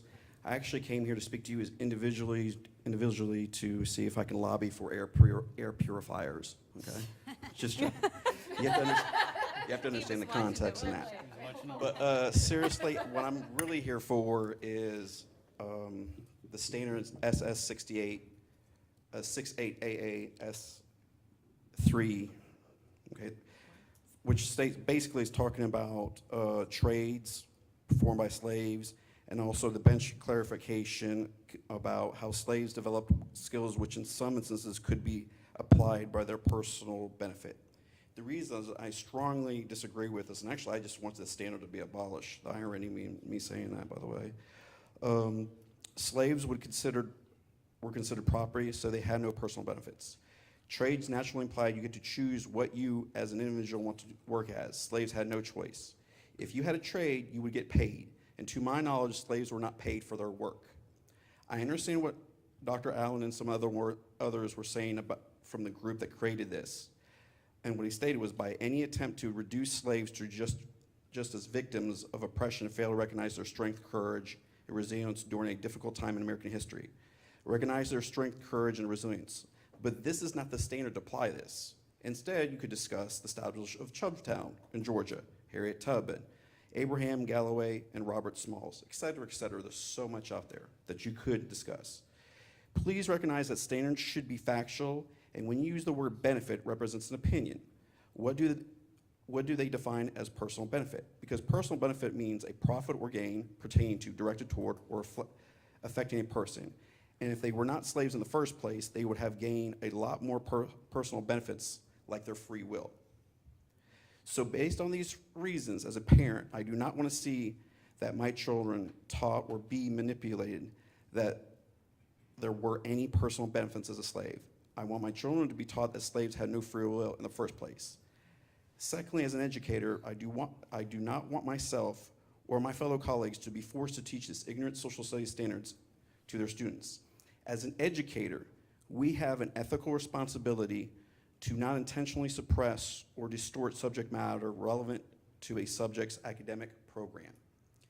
Now, the last thing I would like to do is, hopefully, if the NAACP is listening or here, I hope they get the youth, and what I really hope they do is burn that standard, and what comes when you burn something, paper of that nature, is basically ashes. And honestly, from those ashes, I hope they rise above this ignorance. That's what I would really like to see. Thank you very much for your time. Thank you, Mr. Hockman.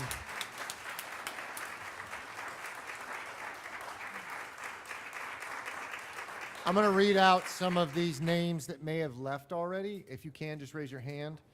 Monet Payne. Ms. Payne left, good. Heidi Dowling.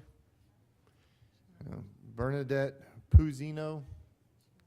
Amy Quattrochi. I'm going to murder all the names. Valerie Kelly. She left. Okay, I have to do it because they're on here. Michael Browd is up next, Vanessa Skipper, and then Marissa Huckel. Mr. Browd.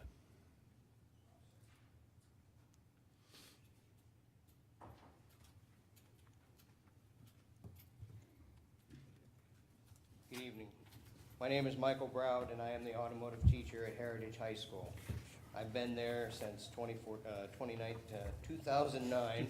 I like to tell people that I came with the building.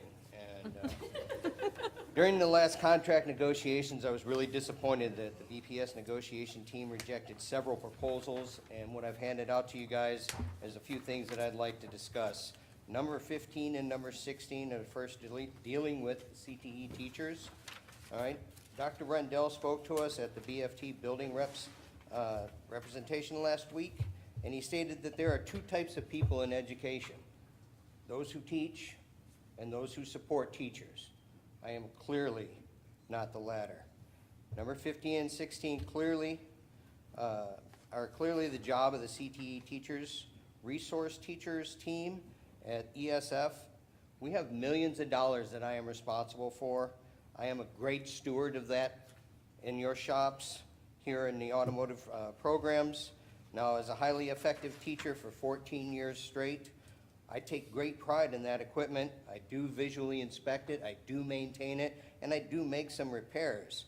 However, beyond those basic items, I cannot be expected to procure quotes, process POs, service equipment, make repairs to all of that equipment while teaching in a highly effective manner. That should and needs to be left up to the support of teaching from ESF. Unfortunately, all too often, these items fall to the lap of the teachers. I urge that you instruct your negotiation team to accept number 15 and number 16. In addition, on the next page, the other item that I would like to speak to is CTE teachers' roles in internships and OJT. I know, Mr. Susan, you and I have talked about this directly, and in 2011, the intern and OJT handbook was 12 pages long. That book has grown to 50 pages now. That 12-page document, I helped write some of that, all right? That 50-page document has dumped almost all responsibilities of interns and OJTs directly into the laps of teachers. I am asked to regularly go to on-site visits during personal time, to students' places of business, secure and maintain all the paperwork for a state auditable file, take attendance for students who are not in my room. Hello, they're at work. Use our planning periods and personal time to email employers, follow up and track students, maintain grades and attendance for OJT students who, again, are at work, not in my room. Last year, I had 6 OJT students, and for the last 4 periods of the day, I had 13 grade books in focus. That's a lot to manage. It's too much. I cannot be both the teacher and the support team. Thank you. Mr. Browd, thank you for your time. Ms. Skipper? Okay. Marissa Huckel? Got it. Shayna Kearney?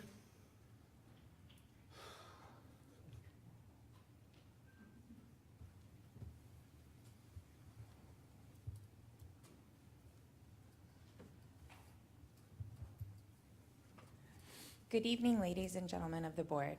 I've come here today to speak as a parent and a teacher of students in Brevard counties. Schools, one thing we teach our kids is that fair does not mean equal, and providing all of our students with the same cookie-cutter curriculum and pacing guide does not consider our many beautiful backgrounds, the variety of income levels, and the parental education background of our students. I am lucky that my boys attend schools that have many students with parents that have a higher education and support at home. I know that in their classes, the students are held to a standard in their homes, and education is a priority. That is not the case for many of our students. Many parents barely finished high school and by upper elementary struggle to help students at home. Many students come from homes where the narrative told to their parents is being told to them. You do not matter, and school will not get you anywhere. When I first started, I was introduced to the pacing guide. I was at a Title I school. Many of my 4th grade students were on a kindergarten and 1st grade levels. They were either passed on due to previous retention or due to COVID. I asked, what if the students were not able to master the standard? I was told, you must move on and stick to the pacing guide. In those environments, small groups are difficult due to independent learning levels and various student behaviors. To expect students from these schools to be able to keep up with the same pacing guide as some of our choice schools or schools in higher income areas is unrealistic. The students see their only way to success through sports, music, or potentially dangerous options. As teachers, we understand that these students need more flexibility and patience. We know how to find the best support for them in class. We understand that they need the curriculum structured in a different way and that they need to see themselves in the curriculum. Not allowing teachers flexibility and taking away their right to professional judgment not only demeans the teacher, but harms our students. Cookie-cutter curriculum and pacing guides do not work in a world with many varieties and variables. The community only benefits from lifting these children from our low-income areas up, showing them that they matter, they are not lesser, and they can do amazing things, and we believe in them. I end with a poem from the late, or not, Tupac. Did you hear about the rose that grew from a crack in concrete? Proving nature's law is wrong. I learned to walk without having feet. Funny it seems, but by keeping its dreams, it learned to breathe fresh air. Long live the rose that grew from concrete when no one else ever cared. Thank you. Thank you. I like that. Believe Next people up or not. is Ms. Beavers, Ms. Colby, and Ms. Dana Herring.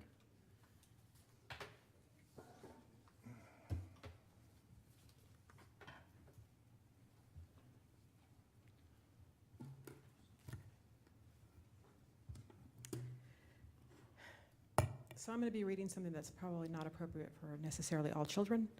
I wanted to give anybody with kids a chance to get out of the room. I'd remind you that it's illegal to, I'd appreciate it if you did not read anything. Go ahead. We've got kids that want to. It doesn't matter, it's being broadcast live, FCC rules, you can't say those words.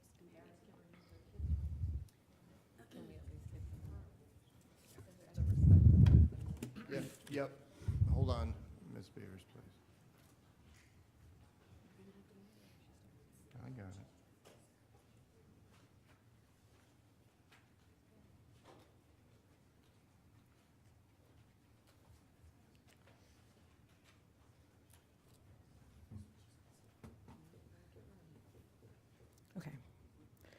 The book Me, Earl, and the Dying Girl is in Central Middle School, Johnson Middle School, Delora Satellite Middle and Senior High, Space Coast Junior Senior High, Ronald McNair Middle School, Edgewood Junior Senior High, West Shore Junior Senior High, Palm Bay Magnet High School, Melbourne High School, Titusville High School, Viera High School, Astronaut High School, Heritage High School, and Rockledge High School. And we have 2 ebooks. Yeah, Earl, I'm going to eat her pussy. Okay, Miss Beavers, please, I'm giving you a warning. Do not continue. I guess that would make part of my point here. So, Empire of Storms is in Titusville High School, Rockledge High School, Ugali High School, Delora Satellite Middle High School, Edgewood Junior High, Senior High, Melbourne High School, and Merritt Island.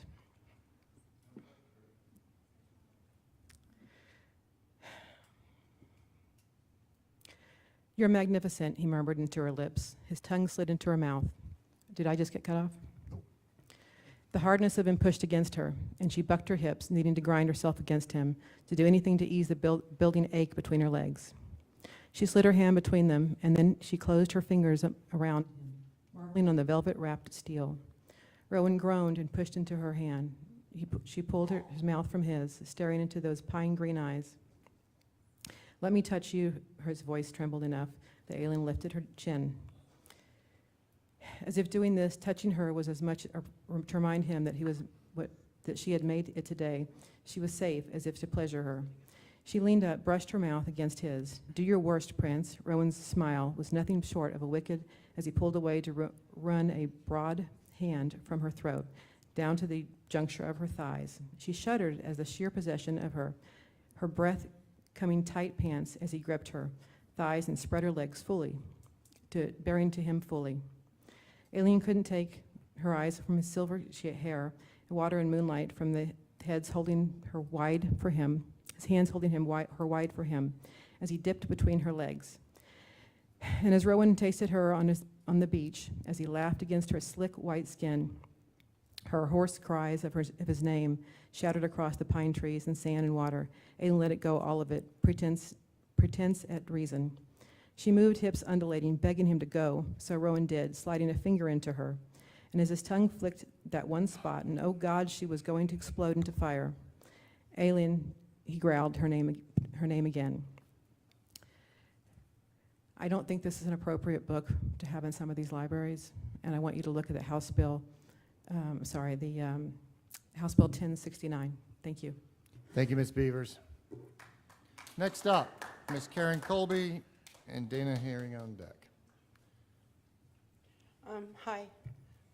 So in my research, I was finding a book to mention that I found in a library that's pretty close to me. It's located in Satellite, Delora, so that means middle school kids can see it. The name of the book is All Boys Aren't Blue. Let me read a part here without anything that's too bad. I'm trying. For me, I was finally on my journey of sexual exploration and couldn't wait to do it again.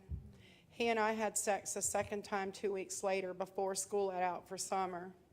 I had several sexual encounters that involved mutual masturbation and kissing and fooling around. Ms. Colby, if we can bring it back to being appropriate for the people that are watching here today. Masturbation?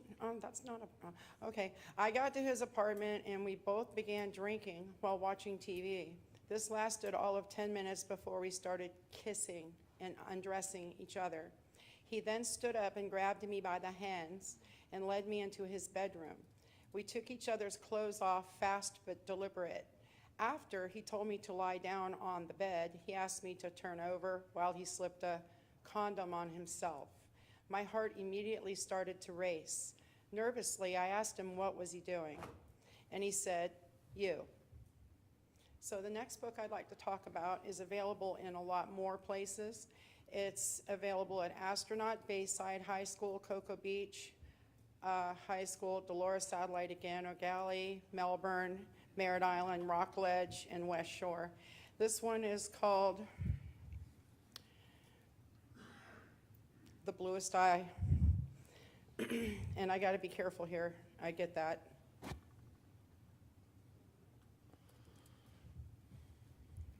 patient while I find something. Okay, Pecola lost her balance and was about to careen to the floor. Charlie raised his other hand to her hips to save her from falling. He put his head down and nibbled at the back of her leg. I should mention that Charlie's her father.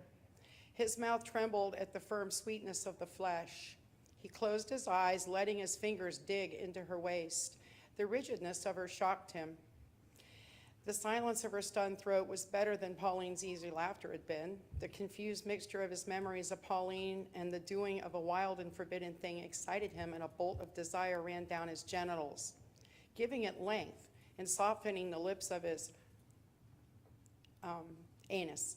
Surrounding all of this lust was a border of politeness. He wanted to F-bomb her tenderly, but the tenderness would not hold. The tightness of her vagina was more than he could bear. His soul seemed to slip down to his guts and fly out into her. And in the gigantic thrust, All he right, Ms. made... Colby, thank you so much. That's the 3 minutes that you're afforded. I appreciate your time. Thank you. Yep. Ms. Dana Herring, please. Donna. Donna, I'm so sorry. It's I all right. My apologize. handwriting was probably pretty No, it messy. says D-A-N-A. It's Okay. Donna. My name's Donna Herring. I'm a grandparent and recently started becoming an attendee at the school board and some of the book review meetings. And the two prior speakers read some things that could be very uncomfortable. There's a lot about life that is uncomfortable. These children are not being presented these books in a classroom and saying you must read them. I think we need to be able to treat our children with respect, and more importantly, our media experts. If we have problems with what is available to the children in the library to check out, then we can discuss it with them. They have pulled books before based on input from parents who are concerned about content. But removing content that can be valuable to somebody is not the answer. I would like to see this board support a broader education for a broad spectrum of students, some of whom can read that material and accept it as educational, not an education on how to have sex or how to masturbate or how to do anything untoward, but as part of a lesson about part of life, about things that other people may experience that they haven't, or maybe things that they have experienced that they can now feel that other people have also experienced and can relate to. That's all I have to say tonight. Thank you, Ms. Donna. Kimberly Rooks, Gregory Ross, Richard Weber. Please come forward.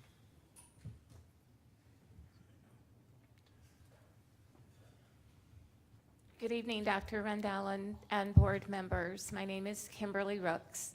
I am the proud daughter of Mabel Rooks, who taught for school in Brevard County for 32 years until she retired. I also am a proud individual that is a descendant of slaves. And for the decision to come out by the State Department of Education that any aspect of slavery was good is a gross and negligent assessment coming from someone who lived in a home where we heard the stories, we had loved ones live the stories. I am a product of a mulatto grandmother, great-great-grandmother, I'm sorry, which means that my great-great-great-grandfather was a slave owner. And my family was ripped apart because of the reality of slavery. Our children have enough challenges in their lives, and the adults that are around them have a responsibility to be truthful, supportive, and nurturing to them. Not make them feel that they're lesser than, not make them feel that they have something deficient within them. Our jobs are to prepare them, to support them, and to help them to see the betterment within themselves. We don't always have it easy. Life is not easy for any of us, but we do have a responsibility to pave the way for those that are still trying to find their way. So I am asking that you please reevaluate and reassess, because at the end of the day, those 15 to 17 individuals that were used to justify this statement, many of them were cited improperly. We have a white female who owned slaves. Certainly she benefited from slavery, but not because she was enslaved. We have individuals that were quoted within those 15 to 17 people who they themselves were born free. So we can't say that slavery in any way directly helped them. And then we have individuals of those 15 to 17 people who in fact were misquoted in the skills that they supposedly earned and learned through slavery. So please reassess. Thank you. Thank you. Mr. Ross on deck, Mr. Weber.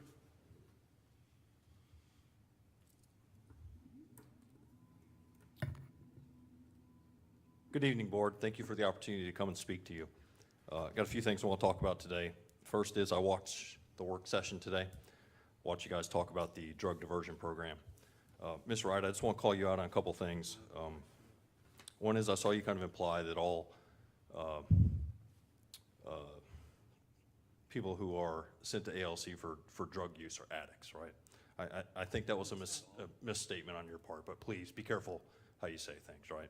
CDC says only 10% of people who use marijuana end up being drug addicts. So let's make sure we're talking to the science and the facts. I also saw you talk about building an in-house program, a drug diversion program, over using the Better Without It program. That program is facilitated and run by scientists, doctors, PhDs, EDDs. It has numerous scientific-based organizations it works with. Not the least of is Stanford School of Medicine. Stanford School of Medicine. So let's not try to recreate the wheel. You have a science-based program right here in front of you that works. If you don't want to use that one, that's fine. But let's not recreate the wheel and think you can do a better job than these people who are paid experts at this. Let's follow the experts and let's follow the science. Second thing I want to talk about real quick is, Mr. Trent, you said earlier that the school board's on, or the district's on track for hiring, right? As of today, there are 110 vacancies across the district. I don't think you're on track. That's probably the worst number we've had in quite a while. But that's not the only problem you got. The other problem you have is retention, teacher retention. And it came out today in the, was it the Gardendale, right? Did anybody catch? They did a wonderful job. I happen to agree with you. That was very competent. They did a wonderful job. But did anybody catch it? They also said that almost every teacher they had there was a new teacher, had never taught before. That's what she said. That's exactly what she said. But let's move on to the real topic, right? The DOE standards, right? And how, I'm not going to use the word racist, but they're pretty close to that. They're illogical, if anything. I hope this board is as good as the last board that sat here. What that last board did last time was DOE came out and said something, the governor came out and said something, and they said, no, we're going to do the right thing with masking. They had courage. I hope this board does the same thing. I don't think you will, but I certainly hope. Please follow the science, follow the data. Do it for the students and the teachers. Thank you. Thank you, Mr. Ross. Mr. Richard Weber.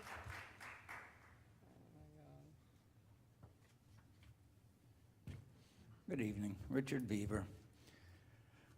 I wanted to touch on the topic about the drug and alcohol intervention also.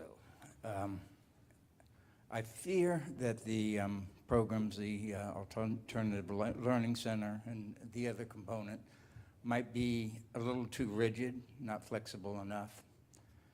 I think that there will be students, and I think a large number of students were projected to fail this, a relatively large number, and I think Mr. Trent also agreed with that.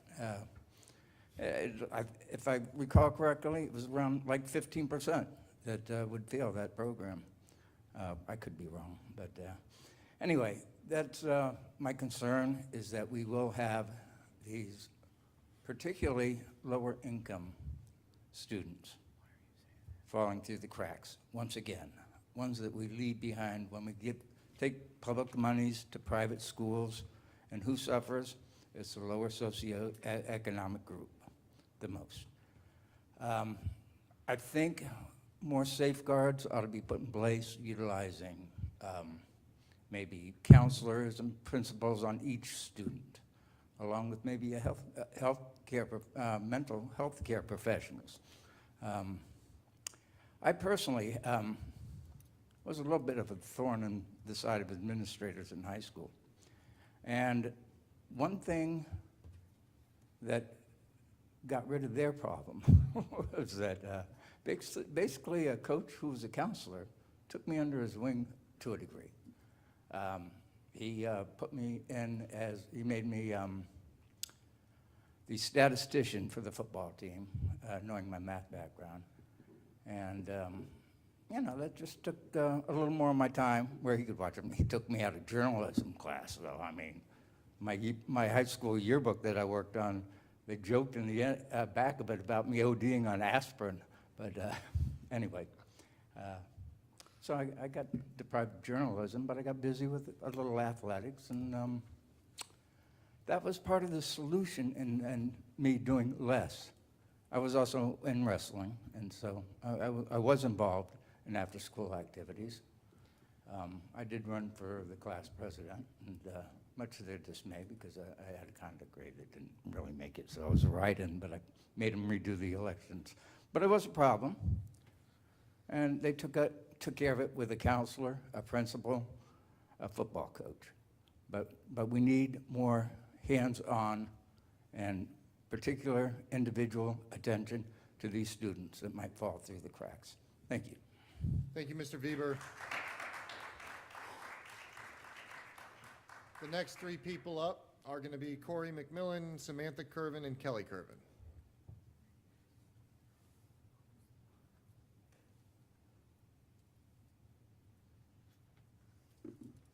Good evening. Thanks for letting us come here and have a public comment.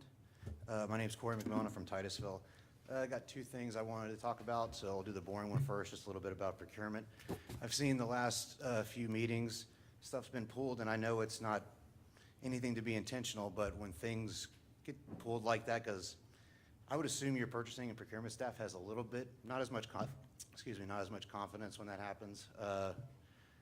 Working in that field, when things don't follow the regular process, it gives more perception that there's impropriety happening, even though it's probably not happening.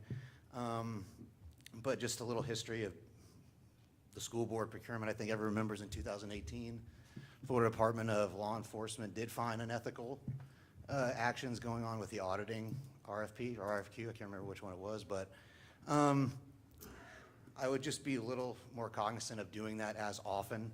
I know it's not intentional, but actions speak louder than words. So just a couple solutions, maybe some workshops on it, maybe have a liaison or appointment for the board we can talk to about it, know what bids are coming up, what contracts are ending at what time, what's going to be done that year, fiscal year, however you want to do it. So that's the boring thing. The second thing, simple question. Does anyone think slavery is a good character building system?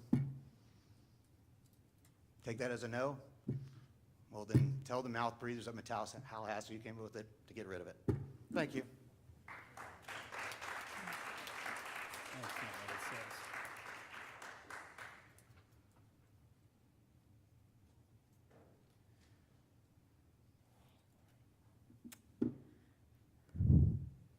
Hello. Hi, it's been a while. So, about last week, I was at a running camp, North Carolina, Boone. It was really fun. So much sightseeing.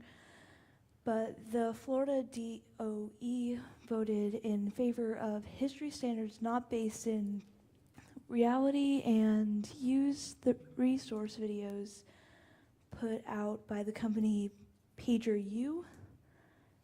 After watching a handful of these videos, I'm just kind of, I'm asking Brevard to please opt out of using these.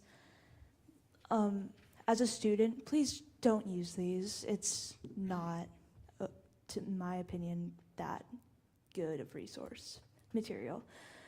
History is messy and it's uncomfortable, but it's still knowledge. History is inspiring, and it shows what we did right, what we did wrong, how to fix it, how to prevent it. These videos revise history and lie to us. They indoctrinate us into believing actual history isn't real, and that's not right. That isn't education. We are living on stolen land. Christopher Columbus was an awful human being, and I hate the fact that there's a holiday just for him. And I will not embrace a role of life where I'm apparently just to be a housewife. I want to be a lawyer, not a housewife, preferably. But that's one of the videos. It's called How to Embrace Your Femininity. It's so fun. It is your job to teach us everything, even the messy parts. Not everything is sunshine and rainbows. That's not how life works. There's their ups and downs, but there's ways to get over it and ways to be absorbed by it. You just have to learn to conquer. And using the PagerU videos doesn't do that. It indoctrinates us into lies. And I opting myself out of watching these in my classroom. If you don't do the right thing and opt the district out, that's gonna have to I'm gonna have to go do that. I would like to say that thank you for your time listening to me, and y'all are amazing people, so enjoy. Thank you, Ms. Kervin. Next up, Ms. Kervin.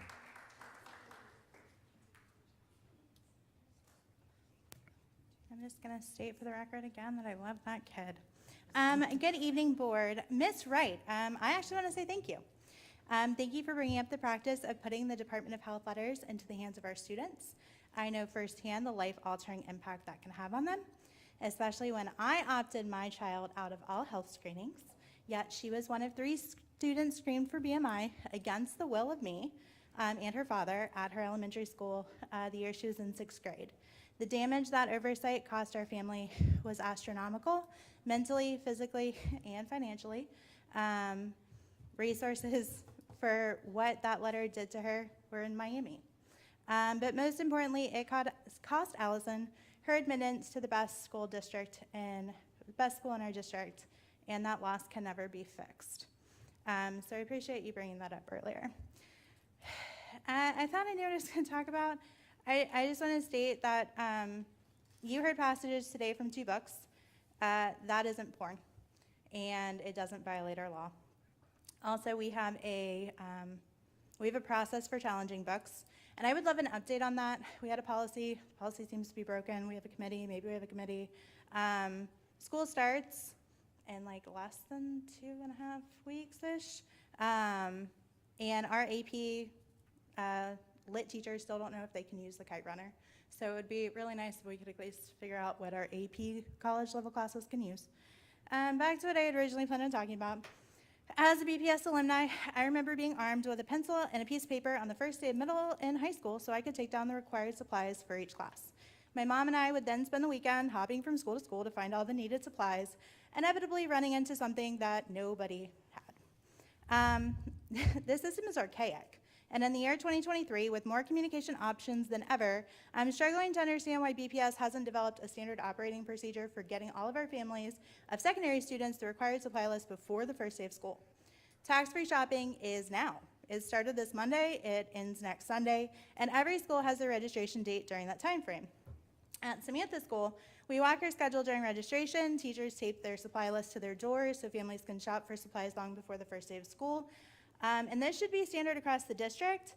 I was horrified to find out this week that that's not actually standard across the district, and many schools wait until the first day of school when it's no longer tax-free. Samantha has this really cool color-coded system she uses for each of her classes, and we preemptively bought, because her registration isn't until next week, so we can't always find the colors. I spent $300 on supplies. The savings of tax is like $20-something. For me, that's not a significant amount of money, but for a lot of our families living in poverty, that's significant. So maybe we should do something about that. Thanks. Next up, we have Ms. Diana Haynes, Sarah Mirsky, and Paul Raub.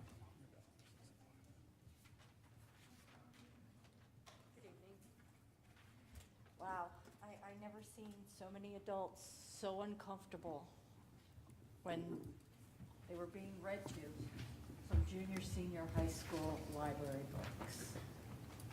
It's almost embarrassing. Our school system, though, has many wins. Sorry. Our school system has many wins. We are the Space Coast. We are producing so many great opportunities for our children to have bright and successful futures, not only in space and technology and aviation, but also in construction, the trades, food service, and so forth. But sadly, there's also a dark side that has to be addressed. There are many unresolved issues that I'm hoping that maybe next year we can resolve. There's the unresolved issue of the alleged sexual assault at Johnson, and there's the unresolved issue of Poopgate at McNair. There's a multitude of unresolved issues at Vieira High School. There's a multitude of unresolved educational deficiencies in our lower income communities that I hope can be resolved. There are multiple unresolved lawsuits and so much more. But perhaps the most egregious and detrimental to our success and our progress is the ongoing victimization of one board member who has made it her public mantra, not only on the local level, but on and on and on the national level. It is beyond embarrassing and highly insulting to this board, to the administration, to teachers, students, and the hardworking people who assist in our students' success. I'm not asking, I'm begging you to stop. The victim grandstanding is a detriment to all that I have mentioned. When is it going to end? We have become a national laughingstock. And FYI, I also pray that there isn't anyone on this board or past boards that submitted to Washington, D.C. and to other agencies the names of our parents as domestic terrorists, because that, I think, would be the ultimate embarrassment. Thank you. Have a nice day. Thank you, Ms. Haynes, Ms. Sarah Mirsky, and Paul Raub's on deck.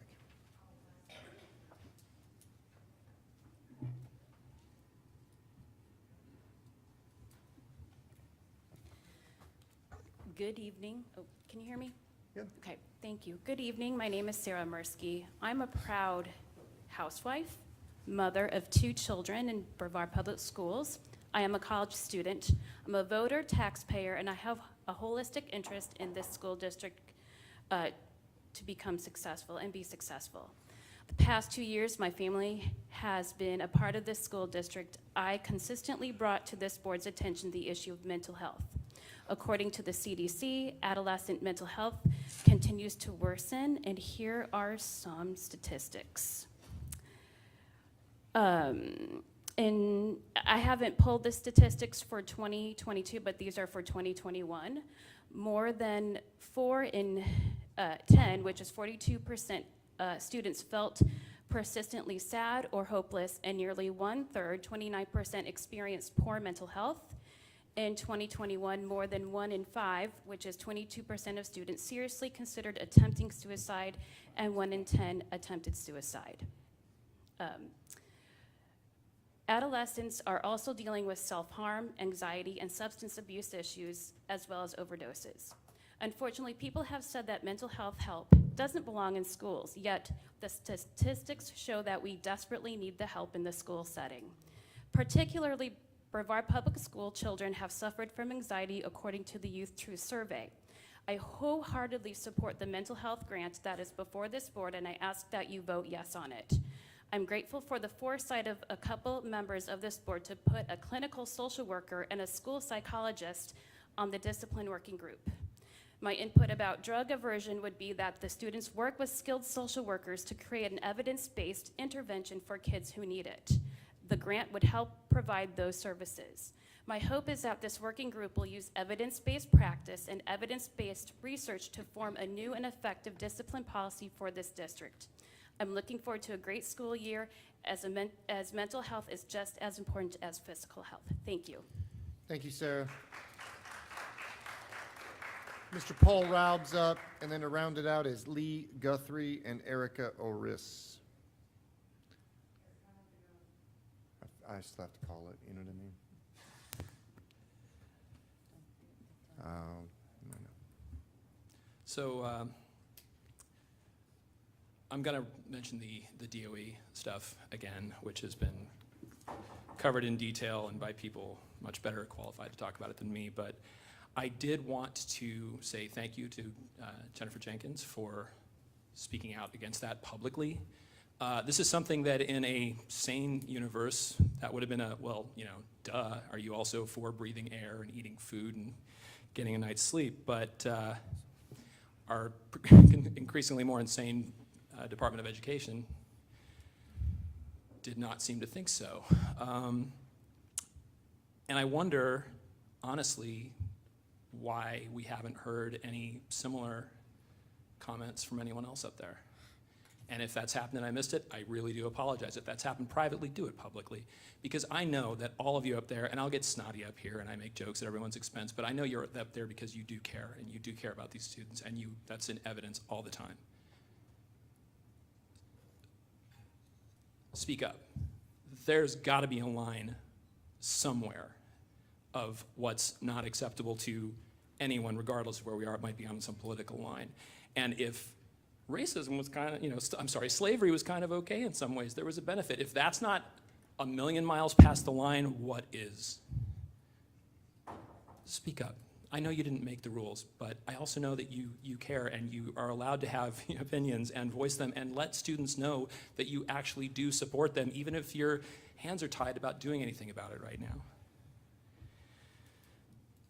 And again, not your actions, but Mr. Ross said that maybe this policy wasn't intended to be racist. I don't know. I don't know what else motivates someone to decide, hey, I think we should put this in the policy. I don't know a non-racial motivation for that. And what we walk by is what we accept. Don't walk by this. I'm not going to address any playground theatrics that went on earlier.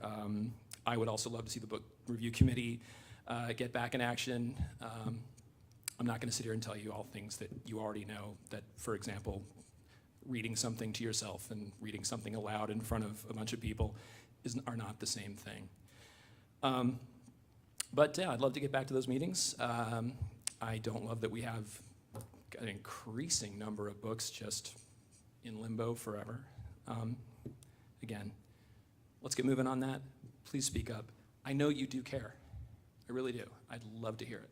Thanks. Thank you, Mr. Rao.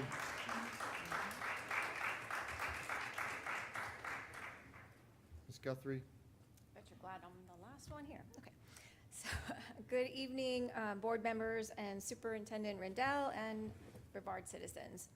My name is Lee Guthrie, and I am here representing the Brevard Citizens Defending Freedom. Our mission is to educate, empower, and equip Brevard County citizens to stand up and defend their liberty at the local level. Our country has been founded on Christian values, and moral religious people understand that our founders' intent for the moral instruction of our children and all citizens. With that being said, I am going to read you an excerpt from a book called Sold.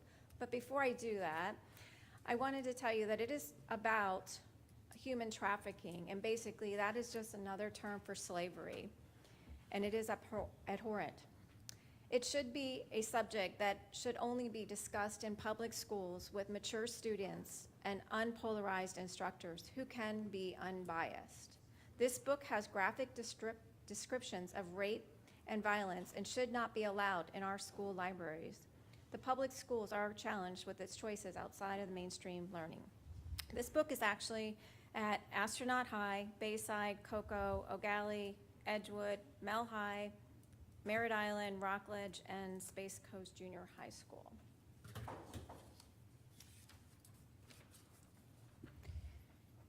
So it is about trafficking, so whether you're reading it to yourself or something else, it is something, and maybe we should be teaching our students more about how to avoid trafficking versus what it's actually like. He flies at me. She grabs me by the hair and drags me across the room. She flings me onto the bed next to the old man, and then he is on top of me, holding me down with the strength of 10 men. He kisses me with lips that are slack and wet and taste of onions. His teeth deep in my lower lip. Underneath the weight of him, I cannot see or move or breathe. He fumbles with his pants, forces my legs apart, and I can feel him pushing himself between my thighs. I grasp for air and kick and squirm. He thrusts his tongue into my mouth, and I bite down with all my might. He is squeezing my breast with his hand like someone shopping for a melon. I try to push him away, but my arm, stone heavy from the lassie, doesn't move. I open my eyes, I watch him squeeze my other breast, and he unbuckles his belts, and the fish lips man removes his dress. And while he is on top of me, and something hot and insistent is between my legs, he grunts and struggles, trying to fit himself inside me. With a sudden thrust, I am torn in two. I guess I'm just going to leave it at that, but something that maybe we should just work on teaching kids how to avoid trafficking and not tell them what it's about. Thanks. Thank you, Ms. Guthrie. Erica Oris. Ms. Erica is not here. That concludes our public comments. We thank you for your willingness to address us in this public manner.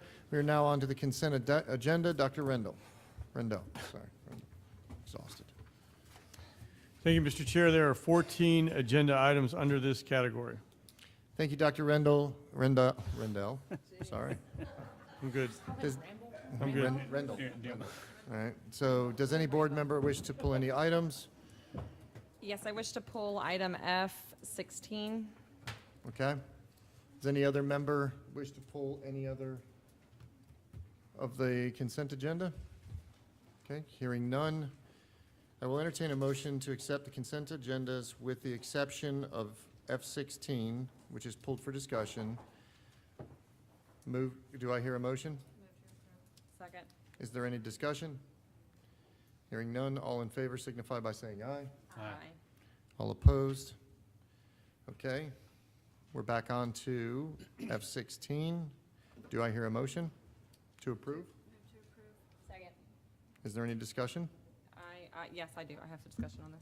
All right. Board, I just wanted, I reached out to Ms. Kershaw and asked some questions about the process of, sorry, my mic's not on, how we're going through this process of selecting members for this committee. I think it's very important for the integrity of the committee to be respected by the community. There was a lack of some questions I thought that were very, very important. And so I asked Ms. Kershaw about that, and she said, no, unfortunately, and that's our fault. I will own that because we didn't ask them initially to seek out some information. So I'm just asking if at all possible, can we possibly move this to give Ms. Kershaw a little bit more time to provide the details of the questions that I asked her? Specifically in regards to individuals' financial background, I think it's important when we're talking about oversight for the millage that they have a solid, sound financial background.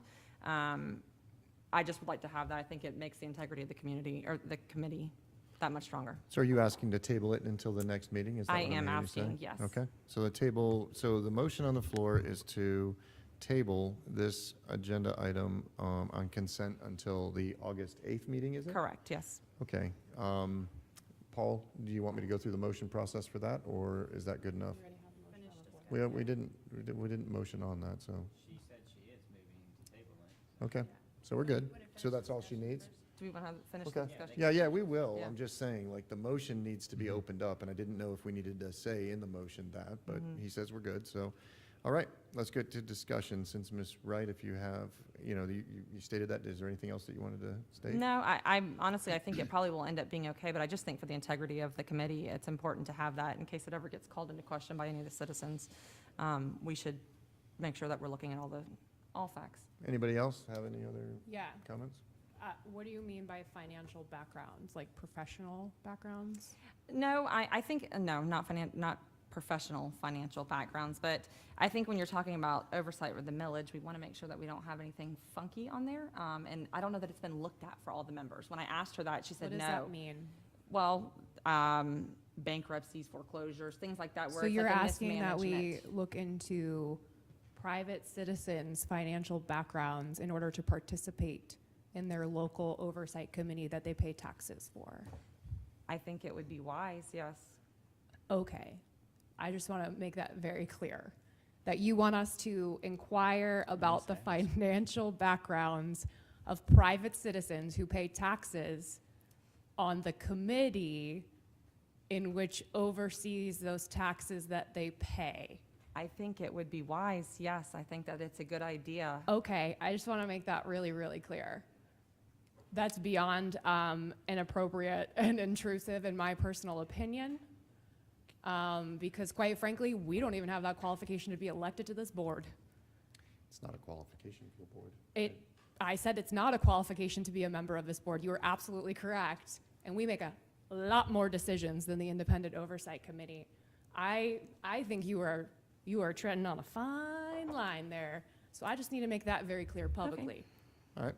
Anybody else have any other discussion points? Before I say what I would say, what other questions? So if you could have specific, if you wouldn't mind sharing what you shared with Ms. Kershaw as far as what questions you want added to the process. I just think that the general application process was very vague, and so that was the other part that I wasn't very clear on. So I just asked Ms. Kershaw, can we look at this to just, I think as a board, we need to know who is on that committee. I don't know, I mean, I guess it's on here now. But the process itself, I believe, will be called into question if we don't do our due diligence on everyone that sits on the committee. Sue's not here. Can we go back to, when it was presented, I think Sue was when she was serving as interim superintendent, but there was kind of a process. The Schools Foundation received the applications, and then they had a team. Was it the Schools Foundation board that submitted these? Let me look at the agenda item because it's probably on there. That submitted these. They managed it and they selected it. So the foundation's board, correct, Dr. Rendell? Is that? That is.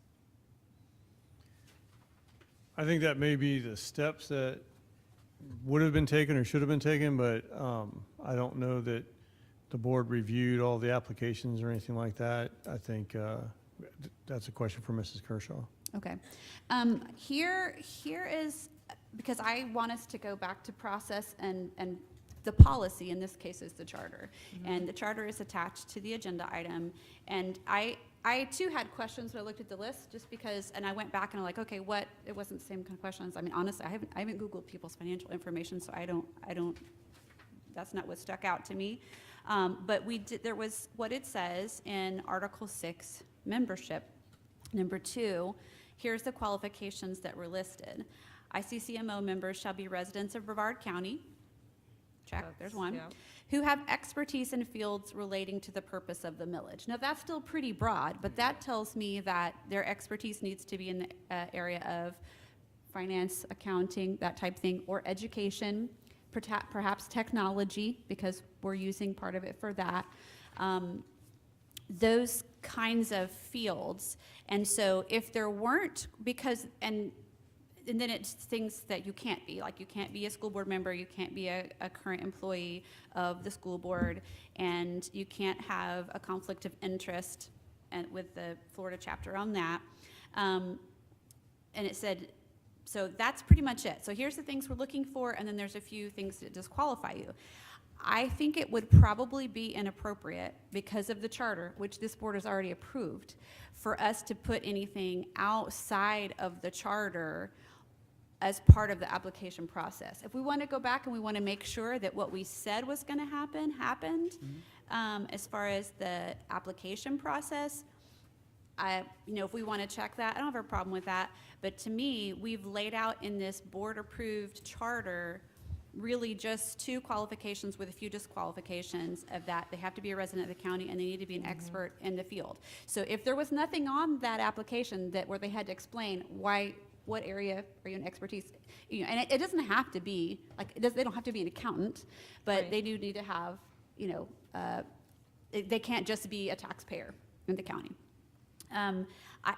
Again, if we to go anywhere outside of that, because that was already what was approved and that was advertised was the charter, I think that we would be going outside of the parameters. I'm just going to look really quickly into the selection process because I think it said that, how we're going to get started, to make sure that we follow that. Which section is it in? Sorry. It's okay. I don't see it. Does it say where's the part where it talks about how we're going to get them started?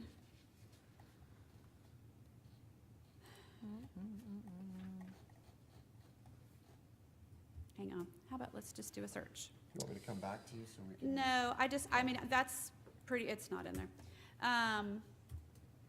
But we need to, I just think it was probably an agenda item when we approved it. But like I said, I'm not comfortable with that. But we can go back if those 2 particular things weren't looked at, then they do need to be looked at. If they live in the county and are they, I guess 3 things. Live in the county, do they have that area of expertise, and do they not have one of the disqualifying things?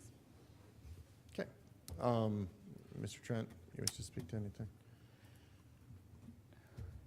So, if Ms. Wright's just asking to push this to the August 8th, Right. and you're hoping to get your questions answered, I actually have some questions myself.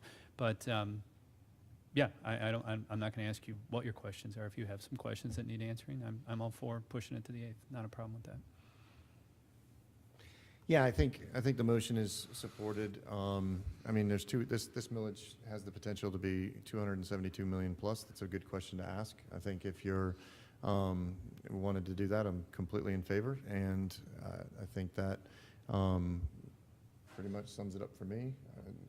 It's a no-brainer because it also will protect individuals who may have something, because people will come out and go after them if they do. So It may I would very love well to have it. come back in 2 weeks that this is completely fine. I just Yeah. don't know that all the questions were asked and answered, and it sounds like Ms. Kershaw would appreciate the additional time to be able to do that. So when I spoke to her, so it may come back and the list is exactly the same, and there's nothing there, and that's fine. It's totally fine, but I just don't think, I think we need to do the due diligence, that's all. All right. I It have a seems that we have. Just really quick I have on a the. follow-up, too. Okay, just really quick on the financial part. Just remember that an application is not going to be exempt to public record. And so if we're asking people to submit financial, which again, is not in the charter, that I'm still going to have a problem with because then it becomes public record. So, right, Mr. Gibbs? So another just caution against that because I think we have potential to get in trouble if we're asking stuff outside the parameters of what we originally advertised.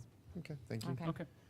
So, I appreciate your evaluation, Ms. Campbell, but I explicitly asked if it was based on your experience or based on your personal situation, and the response was the concern was someone's personal situation. And I can only assume that there's something going on here that's just smells really, really wrong. And so I'm just gonna say it one more time. We have board members who have questionable financial backgrounds, but they're still here as functioning adults to make the decisions for this school system. So I caution, whatever the intention is here, to pry into private citizens who pay taxes that fund this very millage itself. Okay. Thank you very much. I think we have a majority moving forward. Do we need to vote on it because Yep. the motion was to Yeah, we do. postpone it? We do. Okay, we need a Second. second. So Jean's a second. Is there any discussion? We already did that. All in favor signify by saying aye. I clarified the motion, so The motion is to table it. this until Okay. August 8th to Right. give Ms. Kershaw an opportunity to look into the finances of the individuals. Well, no, that to are- review the applications Review the and make sure that they applications. meet. Oh, no, all that's the exactly criteria. what we're doing. Okay, That's so exactly what we're to review the doing. applications to see if Said there's it any right. inadequacies, because I'm okay with that. And so by doing that, all in favor signify by saying aye. Aye. Aye. Opposed? Nay. Okay, it passes. Moving forward, we will now hold a public hearing to address item G30, Board Policy 8600, Transportation. Is there anyone present who wishes to address this item? Is there anyone present who wishes to address this item?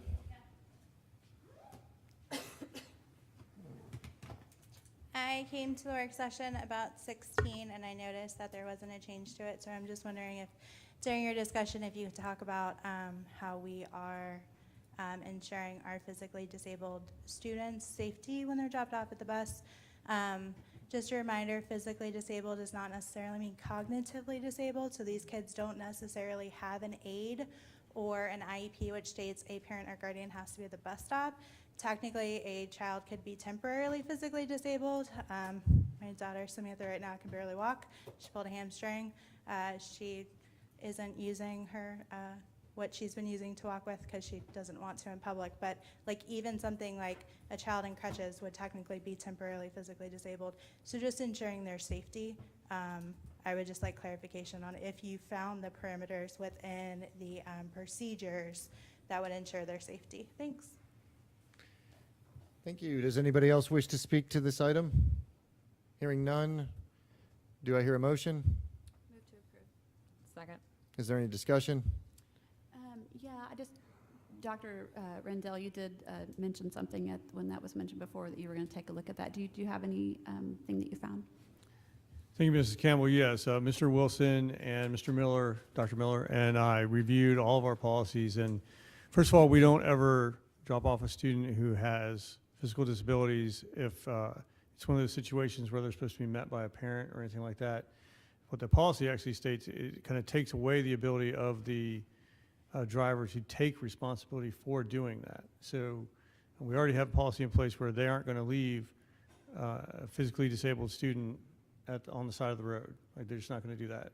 In those situations where they usually are met by a parent, like it's a wheelchair student or something like that, if the parent isn't there, the caregiver, they wait for a little while, and if they're not there, then they drive back to the school and put the student back there, and the parents have to come and get them. For a temporary physical disability, again, the bus driver is not going to drop off a student in an unsafe situation at any time. It's not going to show up in the policy that way, but it's in our procedures. Okay.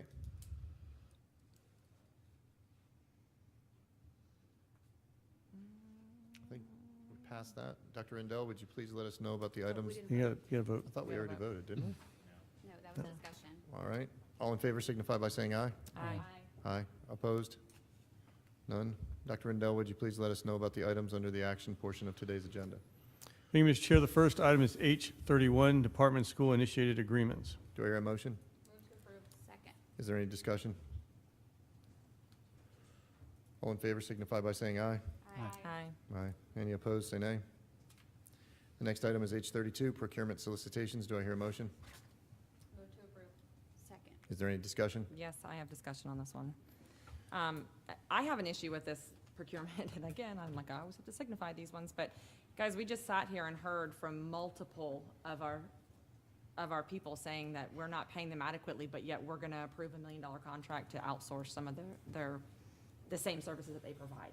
So I guess for me, I think it would be better use to send it to the people that we currently have employed, and I would like that to be done through possible negotiations. But for me, that's my issue with this contract, is we're not taking care of our own, and we're looking to outsource, and we're going to pay the outsourcing companies a significantly higher rate than we're paying our own people, so. Are you speaking to Lifetime, just to get some clarification real quick, are you speaking to Lifetime Mental Health Counseling? Is that what it is? No, they're all of the counseling. The rate sheets are on there for what the hourly rate is for all of them, speech therapy, occupational, physical therapy. If you look at all of them, I'm like, there's multiple companies that we are looking to open up potentially outsourcing these, well, and I get it, that there's a need for this to some degree because we don't have all of the people, but maybe we don't have all the people because we're not paying them enough, so. So I can speak to this directly and personally.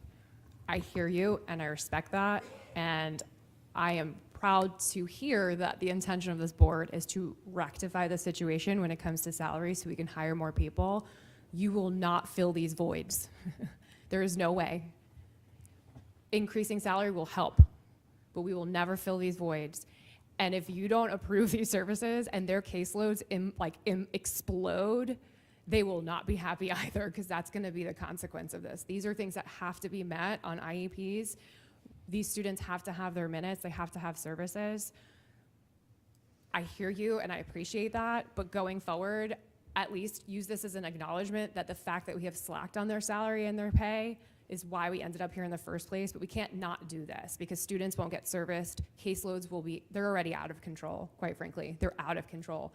And I'm pretty sure we're probably not in compliance all the time, or we're scrambling to be in compliance with those IEPs. But there is literally no way we would fill these services, especially when it comes to physical therapists. There just aren't enough of them in the county, period, that are certified. It's just not gonna happen. So I respect that. But it would put us in a really risky situation and harm our students if we don't approve a contract for contract services. Ms. Campbell. Yeah, so I probably would have been good to have a conversation with Dr. Bias about this and Ms. Dampier, just so you could, to get fully informed before we come to the meeting. But the contract is for up to $1 million. This is variable because, it's just as needed. But what Ms. Jenkins mentioned was, we have a similar contract with actually a few contracts with different people who are providing social workers, and that's not because it's more expensive for us generally to hire out, or same price, but just depends. Sometimes it's cheaper for us to have in-house people, and we're paying the benefits and everything like that. But we just can't find. We could pay for a social worker at everywhere we have a social worker, but we can't find social because people aren't going into those careers. So part of it is the pay, and other opportunities, and part of it is there just aren't people doing it. Same thing with teachers. That's why we're getting so many people outside of education coming in, because so part of it is pay. But if we don't approve this contract, the workload on the ones that we have, OTs, PTs, SLPs, and they won't be able to handle it. And if they were all in here, they all left. There's a few. Nod or shake your head. We're not. This is a Band-Aid and a patch, but it's a variable. So that if we get to the point in the year, we're not going to stop advertising for SLPs. We are not going to stop advertising for OTs and PTs, and I don't know about the visually impaired, how many of those we use. Those are as needed. Right. We don't have as many blind students in the county, but we're going to keep advertising for those. And if they get filled, then we can use this contract less. So by contract here, we're not automatically saying, well, we're done hiring. But if we can get more, and if we can keep their retention, then we can use this contract less. But this one would be particularly disastrous. Thank you for sticking around. Okay. Mr. Trent? Yes, and yes. I mean, I'm very happy you pulled this for this discussion, but it's leading to, hopefully it shows all of us that we're acknowledging problems. We're not just frivolously going out and replacing our current employees or our future employees with contracts. Good point bringing up that it's variable, and it's kind of like life insurance. I can't wait till I don't need it, and I can't wait till we don't need this type of contracting work, because if we take care of our employees on the other end, we'll need less of this. So I think it's important that we at least acknowledge it. So I appreciate you pulling this. Okay, and the way I look at it is like this. If I'm sitting there and I'm working and the person next to me is making a significantly amount of more money, then it's up to the district to compensate that, and I hate the fact that happens. I sat inside my classroom while I sat in my classroom while the person next to me had less years of experience but made more money than me, and it burned my chaps. So if we as a school district can go find somebody to pay more money, because that's the obvious reason that the individuals are actually there. They're actually with that agency so that they can make more money. And if we can find the money to do that, then we need to find the money to pay our normal people. And when we find the money to pay our normal people, that would be the when I would approve this. So I'm not going to approve it. I'm actually angry with it because if we don't start making a stand based on helping our people, and the argument is not that we don't need the people. The argument is we need to stand up and start funding our people. I'm not going to have somebody that works and does it inside this district at X and somebody comes in and does it at Y. That's not fair. And that's my premise, and that's the way I feel, but it seems like it's the minority, so. Can we ask Dr. Rendell or Ms. Dampier or Dr. Bias, I think is still back there. I mean, is there anything, I don't want to, it's your staff, so can you just weigh in on this contract? Yeah, absolutely. I think Mrs. Dampier is ready to come to the microphone, but I'm going to echo the comments. I wish we didn't need to do this, but I feel like we need to do this. We may not spend all of the contract. We're just going to budget for it. You know, we're asking for approval to spend up to, but we don't have enough staff to provide the services as is right now. And we can work on increasing their compensation, but it would not be wise to move forward without this support. Ms. Dampier. And just so you know, we have to have contracted services because there is a need. We can hire, I'm just being honest, the way Ms. Jenkins said, if we can hire 15 more people, we have students that come into it with so many needs. We could have teachers or SLPs that go out on maternity leave, or they could get sick, or their child. We still are responsible for providing those services, and we still have to come up with a way. And a lot of times that's how we are able to, you know, like cover our classrooms and whatever the related services are. And it's very hard to find qualified staff for like she said, physical therapists. Very hard, because the private sector a lot of times do pay more, unfortunately, but that is a need. We have to have it. Thank you, and I appreciate you bringing it about substitutes, because you can't just pull from the sub pool when the physical therapist is not there, but yet the student still has to get their minutes for that day or for that week. Required So to document. yeah. Yeah. Right. And to give you guys a picture, and again, I can speak from the speech standpoint,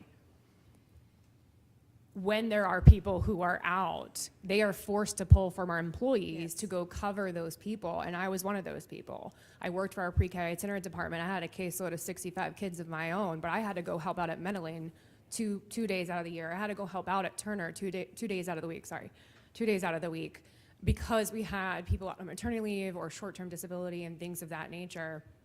A friend of mine who still works for BPS as a speech therapist, who works itinerantly, when you work itinerantly, traditionally your caseload starts low, it's like the ALC, and it grows towards the end of the year, and they are starting this school year off with 65 kids on their caseload, and for a therapist, that is extremely high. So that tells me that person's caseload is gonna be well near 100 by the end of the year.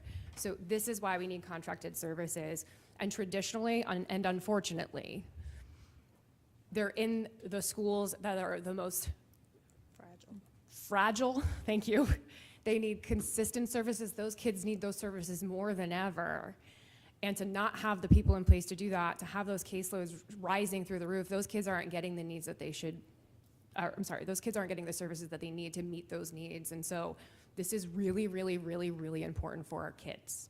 Really important for our kids. So I would say if you look at the overall purchase services budget, we consistently increase it every year, okay? And what you're saying, Ms. Jenkins, and what you're saying, Ms. Campbell and Dr. Rendell, is 100% right. We need individuals inside there doing it. But let me just explain something. I do the insurance for a hospital outside of the state. And what they do is there's been a lot of contracted nurses running around. This is the same thing everybody else has been dealing with across the country. This is what happens. So what they did was they actually raised their nurses' rates and then took all of the contracted ones and had them go to work for them. And now all the contracted nursing companies will not even go near there, because as soon as they get in there, they take them.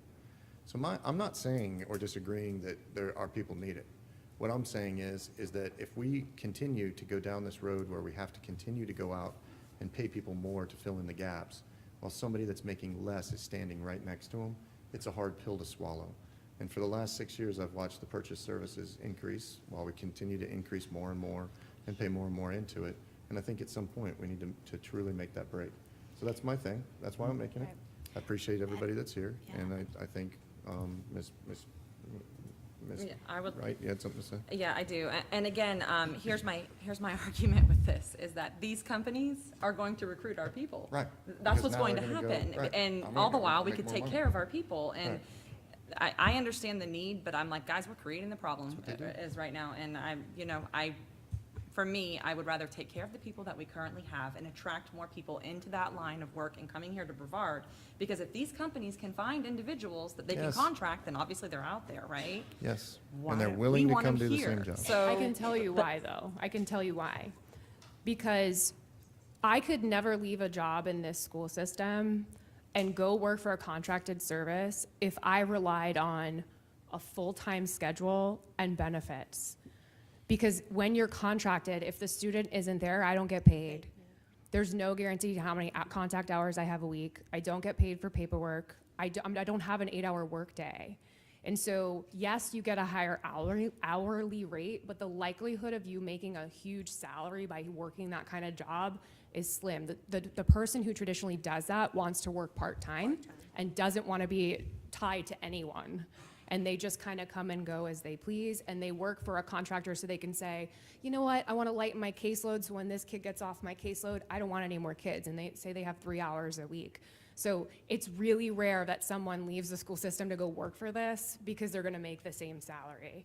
We still need to increase the salary of our SLPs, that's not it, but they're definitely not, they're not pulling from us. They're traditionally traveling, or they're people who weren't in the workforce and are looking for a part-time gig, and or there's speech therapists or occupational therapists who work in private clinics already, and they're adding a couple of hours a week to make a couple extra $100 a month, but they are not pulling them from our school system.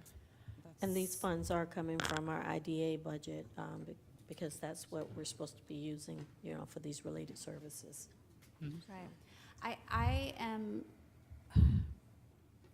I'm just a little nervous.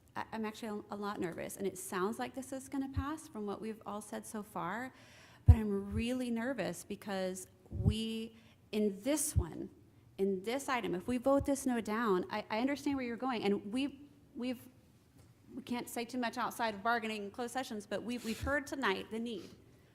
And we're gonna address that need. It's coming to us from the union, and we're having to tackle it. But how can we vote no on this when we don't have a solution right now? And we're not going to get that. If we come up with a solution, we could give them all a $15,000 raise. We're not going to have this fixed by August 1st. We have to have these people in place ready to go on August 1st. So I'm just I'm a lot nervous that if we don't pass this, we are leaving our employees hugely in the lurch. And students. And we're leaving our students without services, because we will not be able to meet the needs of our students without this contract. Okay, anybody else have anything to say? Okay. All those in favor signify by saying aye. Aye. All opposed? Nay. Nay. Okay, the item passes. And I think that's the procurement solicitations, Yeah, correct? we're on I-33. So now we are on, Information. Information. yep. We will move to the information agenda, which includes items for board review and may not be brought back for action at a subsequent meeting. No action will be taken on these items today. There are 8 items under this category. Does any board member wish to discuss any of these items? Yeah, just one really quickly. Hang on, my thing is breaking. I don't know if you got the email, but there was an employee who reached out to us about something in the code of conduct. There was something about physical aggression, how we moved pre-K to second to a level 2, but then the 3rd through 6th was supposed to be in level 3. The email that Ms. Dampier sent us on July 7th had it on there, but somewhere between now and then it was inadvertently left off, but we couldn't change it before the meeting tonight. So just for the person who emailed or contacted us, or anybody else who may have noticed, board, they can correct it before the next meeting, which is when we're going to vote on it. So that will be on there, because it wasn't on there at all. But it will be at the next meeting. Thank you, Ms. Dampier. All right, that takes care of the informational agenda. We are now at board member reports. Mr. Paul Gibbs had something he wanted me to take care of. The chair recognizes the board's attorney, Mr. Paul Gibbs. Good evening, board members. I am notifying you that advice is needed regarding the former federal case Shirley Becerra Steele et al. V. School Board of Brevard County, Florida et al. Federal case number 6:21-CV-02035. Pursuant to 286.011 Florida statute known as the Government in the Sunshine Act, I am requesting an attorney-client session with the board for the purpose of discussing the strategy, expenditures, and/or compromise of said case prior to its being refiled in state court. I will ask the board's clerk to cause reasonable notice of the time and date of this attorney-client session and the names of the persons intending to be published. If the board approves, I will work with the board clerk to coordinate dates for the attorney-client session, working with our counsel's availability, and provide notice of the meeting inclusive of scheduling a court reporter. As required by this statute, only the following individuals will be allowed to be present: school board members Katie Campbell, Jennifer Jenkins, Matt Susan, Jean Trent, Megan Wright, Superintendent Dr. Mark Rendell, Paul Gibbs, General Counsel, Robert Sniffen Esquire, Terry Harmon Esquire, and Sniffen Spellman Law Firm. I will ask a court reporter to record the session, also as required by statute. Their notes will be fully transcribed and filed with the clerk of the school board. Upon the conclusion of any litigation and/or settlement of all claims arising out of this case, the transcript will be made public record. I recommended the board hold an attorney-client session pursuant to Section 286.011 Florida statutes to discuss strategy, expenditures, and compromise of former federal case and expedite state case to be filed imminently. Dadgummit. If there are no objections, I will instruct our attorney to work with the board clerk and schedule as soon thereafter as the matter may be heard. Good? All right, just had a couple of things. Kevin is going to bring forward some stuff on athletics at the next meeting. So if you guys have any questions in regards to athletics, have some of those ready. Also, Dr. Rendell and I spoke, and I thought it would be a good idea that we all invite our elected officials from your local districts to go to the elementary schools and do clap-ins and stuff like that. We were talking about doing that if you would like. I think it would be good for us to create the collegiality, also maybe like city managers and stuff like that to come out. Dr. Rendell? Referencing the first day of school or the first couple days of school, we're going to invite all local elected officials to visit the local elementary schools to cheer the kids on as they come to campus. I called some of our legislators to just see the temperature of it, and they loved the idea. We've done it in the past. What they said was, is some of them said that on the day that it opens, that they wouldn't be there. So they said they would love to come before or after. So, and I think that's something that we should do with our local cities and legislators and stuff like that. You know what I mean? So just that, and then the letters will go out to the clerks and the mayors over the traveling city opportunities. They're going to bring that to their city councils, recommend a date back to us that we already have some slots, and that should get moving. And then the other thing is that I sent a survey to each one of my schools to ask for certain information like the PTO president, the SAC president, the SRO, just building reps and stuff like that, and I got them all back. And I didn't know if you guys would like, I could provide that survey to you guys so that you might be able to do the same. I like to be involved in, you know what I mean, various aspects of the schools, but I never have offered that to my other board members. I can work with Russ to get a survey out, or I can send it out of mine. It's okay. Yeah, I would love that. That sounds good. Would you guys like that? Sure. Okay. All right, those are just some of the heads ups on some of the things coming forward. Does anybody else have anything? Yeah, I got a chance, I was catching up on my meetings last week and got a chance to sit down with Ms. Lisinski. We started talking about the procurement process, and I would like to request that at a workshop sometime soon that we just have a topic of walking us through the process from beginning to end, and you know, along with the legal requirements and all that good stuff. If we could do that, Dr. Rendell, that would be great. I think it'd be great. I think we could add it to the next agenda item or something like that. I've noticed some great, I've done a lot of research across the state, and in many of those instances, like the things that we were looking at most recently with this procurement of our like property insurance, they actually, in many other cities and school districts, they actually call in outside entities to come in and be a part of the procurement. And that's at some of the highest levels in the state of Florida. So I think there's some great opportunities we can talk about improving. I think that's great. So whenever you feel comfortable We with can that, talk Dr. about Rendell. improvement, but just so you know, my intention was, first of all, an educational piece, Yeah, because I we know need to know. Because I think sometimes on this end, don't always understand. And I know even in my time with the board, I haven't really sat down, and I walked through that office the other day and saw a table full of trophies, and I'm like, there's something going on good here, but we just need to figure out what it is, so we're clear as a board. Yes, thank you. So I think we have both ends, some suggestions, some education, we should be good. Yeah, I'll talk to Christine Rodriguez and we'll look at a date.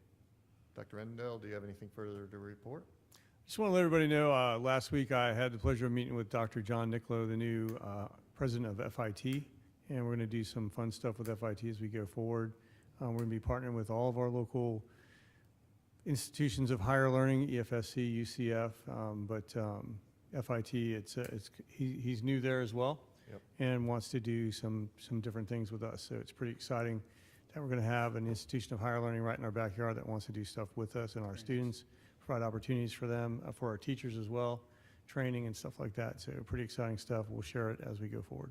Dr. Rendell, I want to tell you, I do want to say that I've heard very positive remarks coming back from everybody as you're moving yourself through the community as far as building those bridges, and that's a big one, so thank you for that. Anybody else? Okay, there being no further business, this meeting is now adjourned.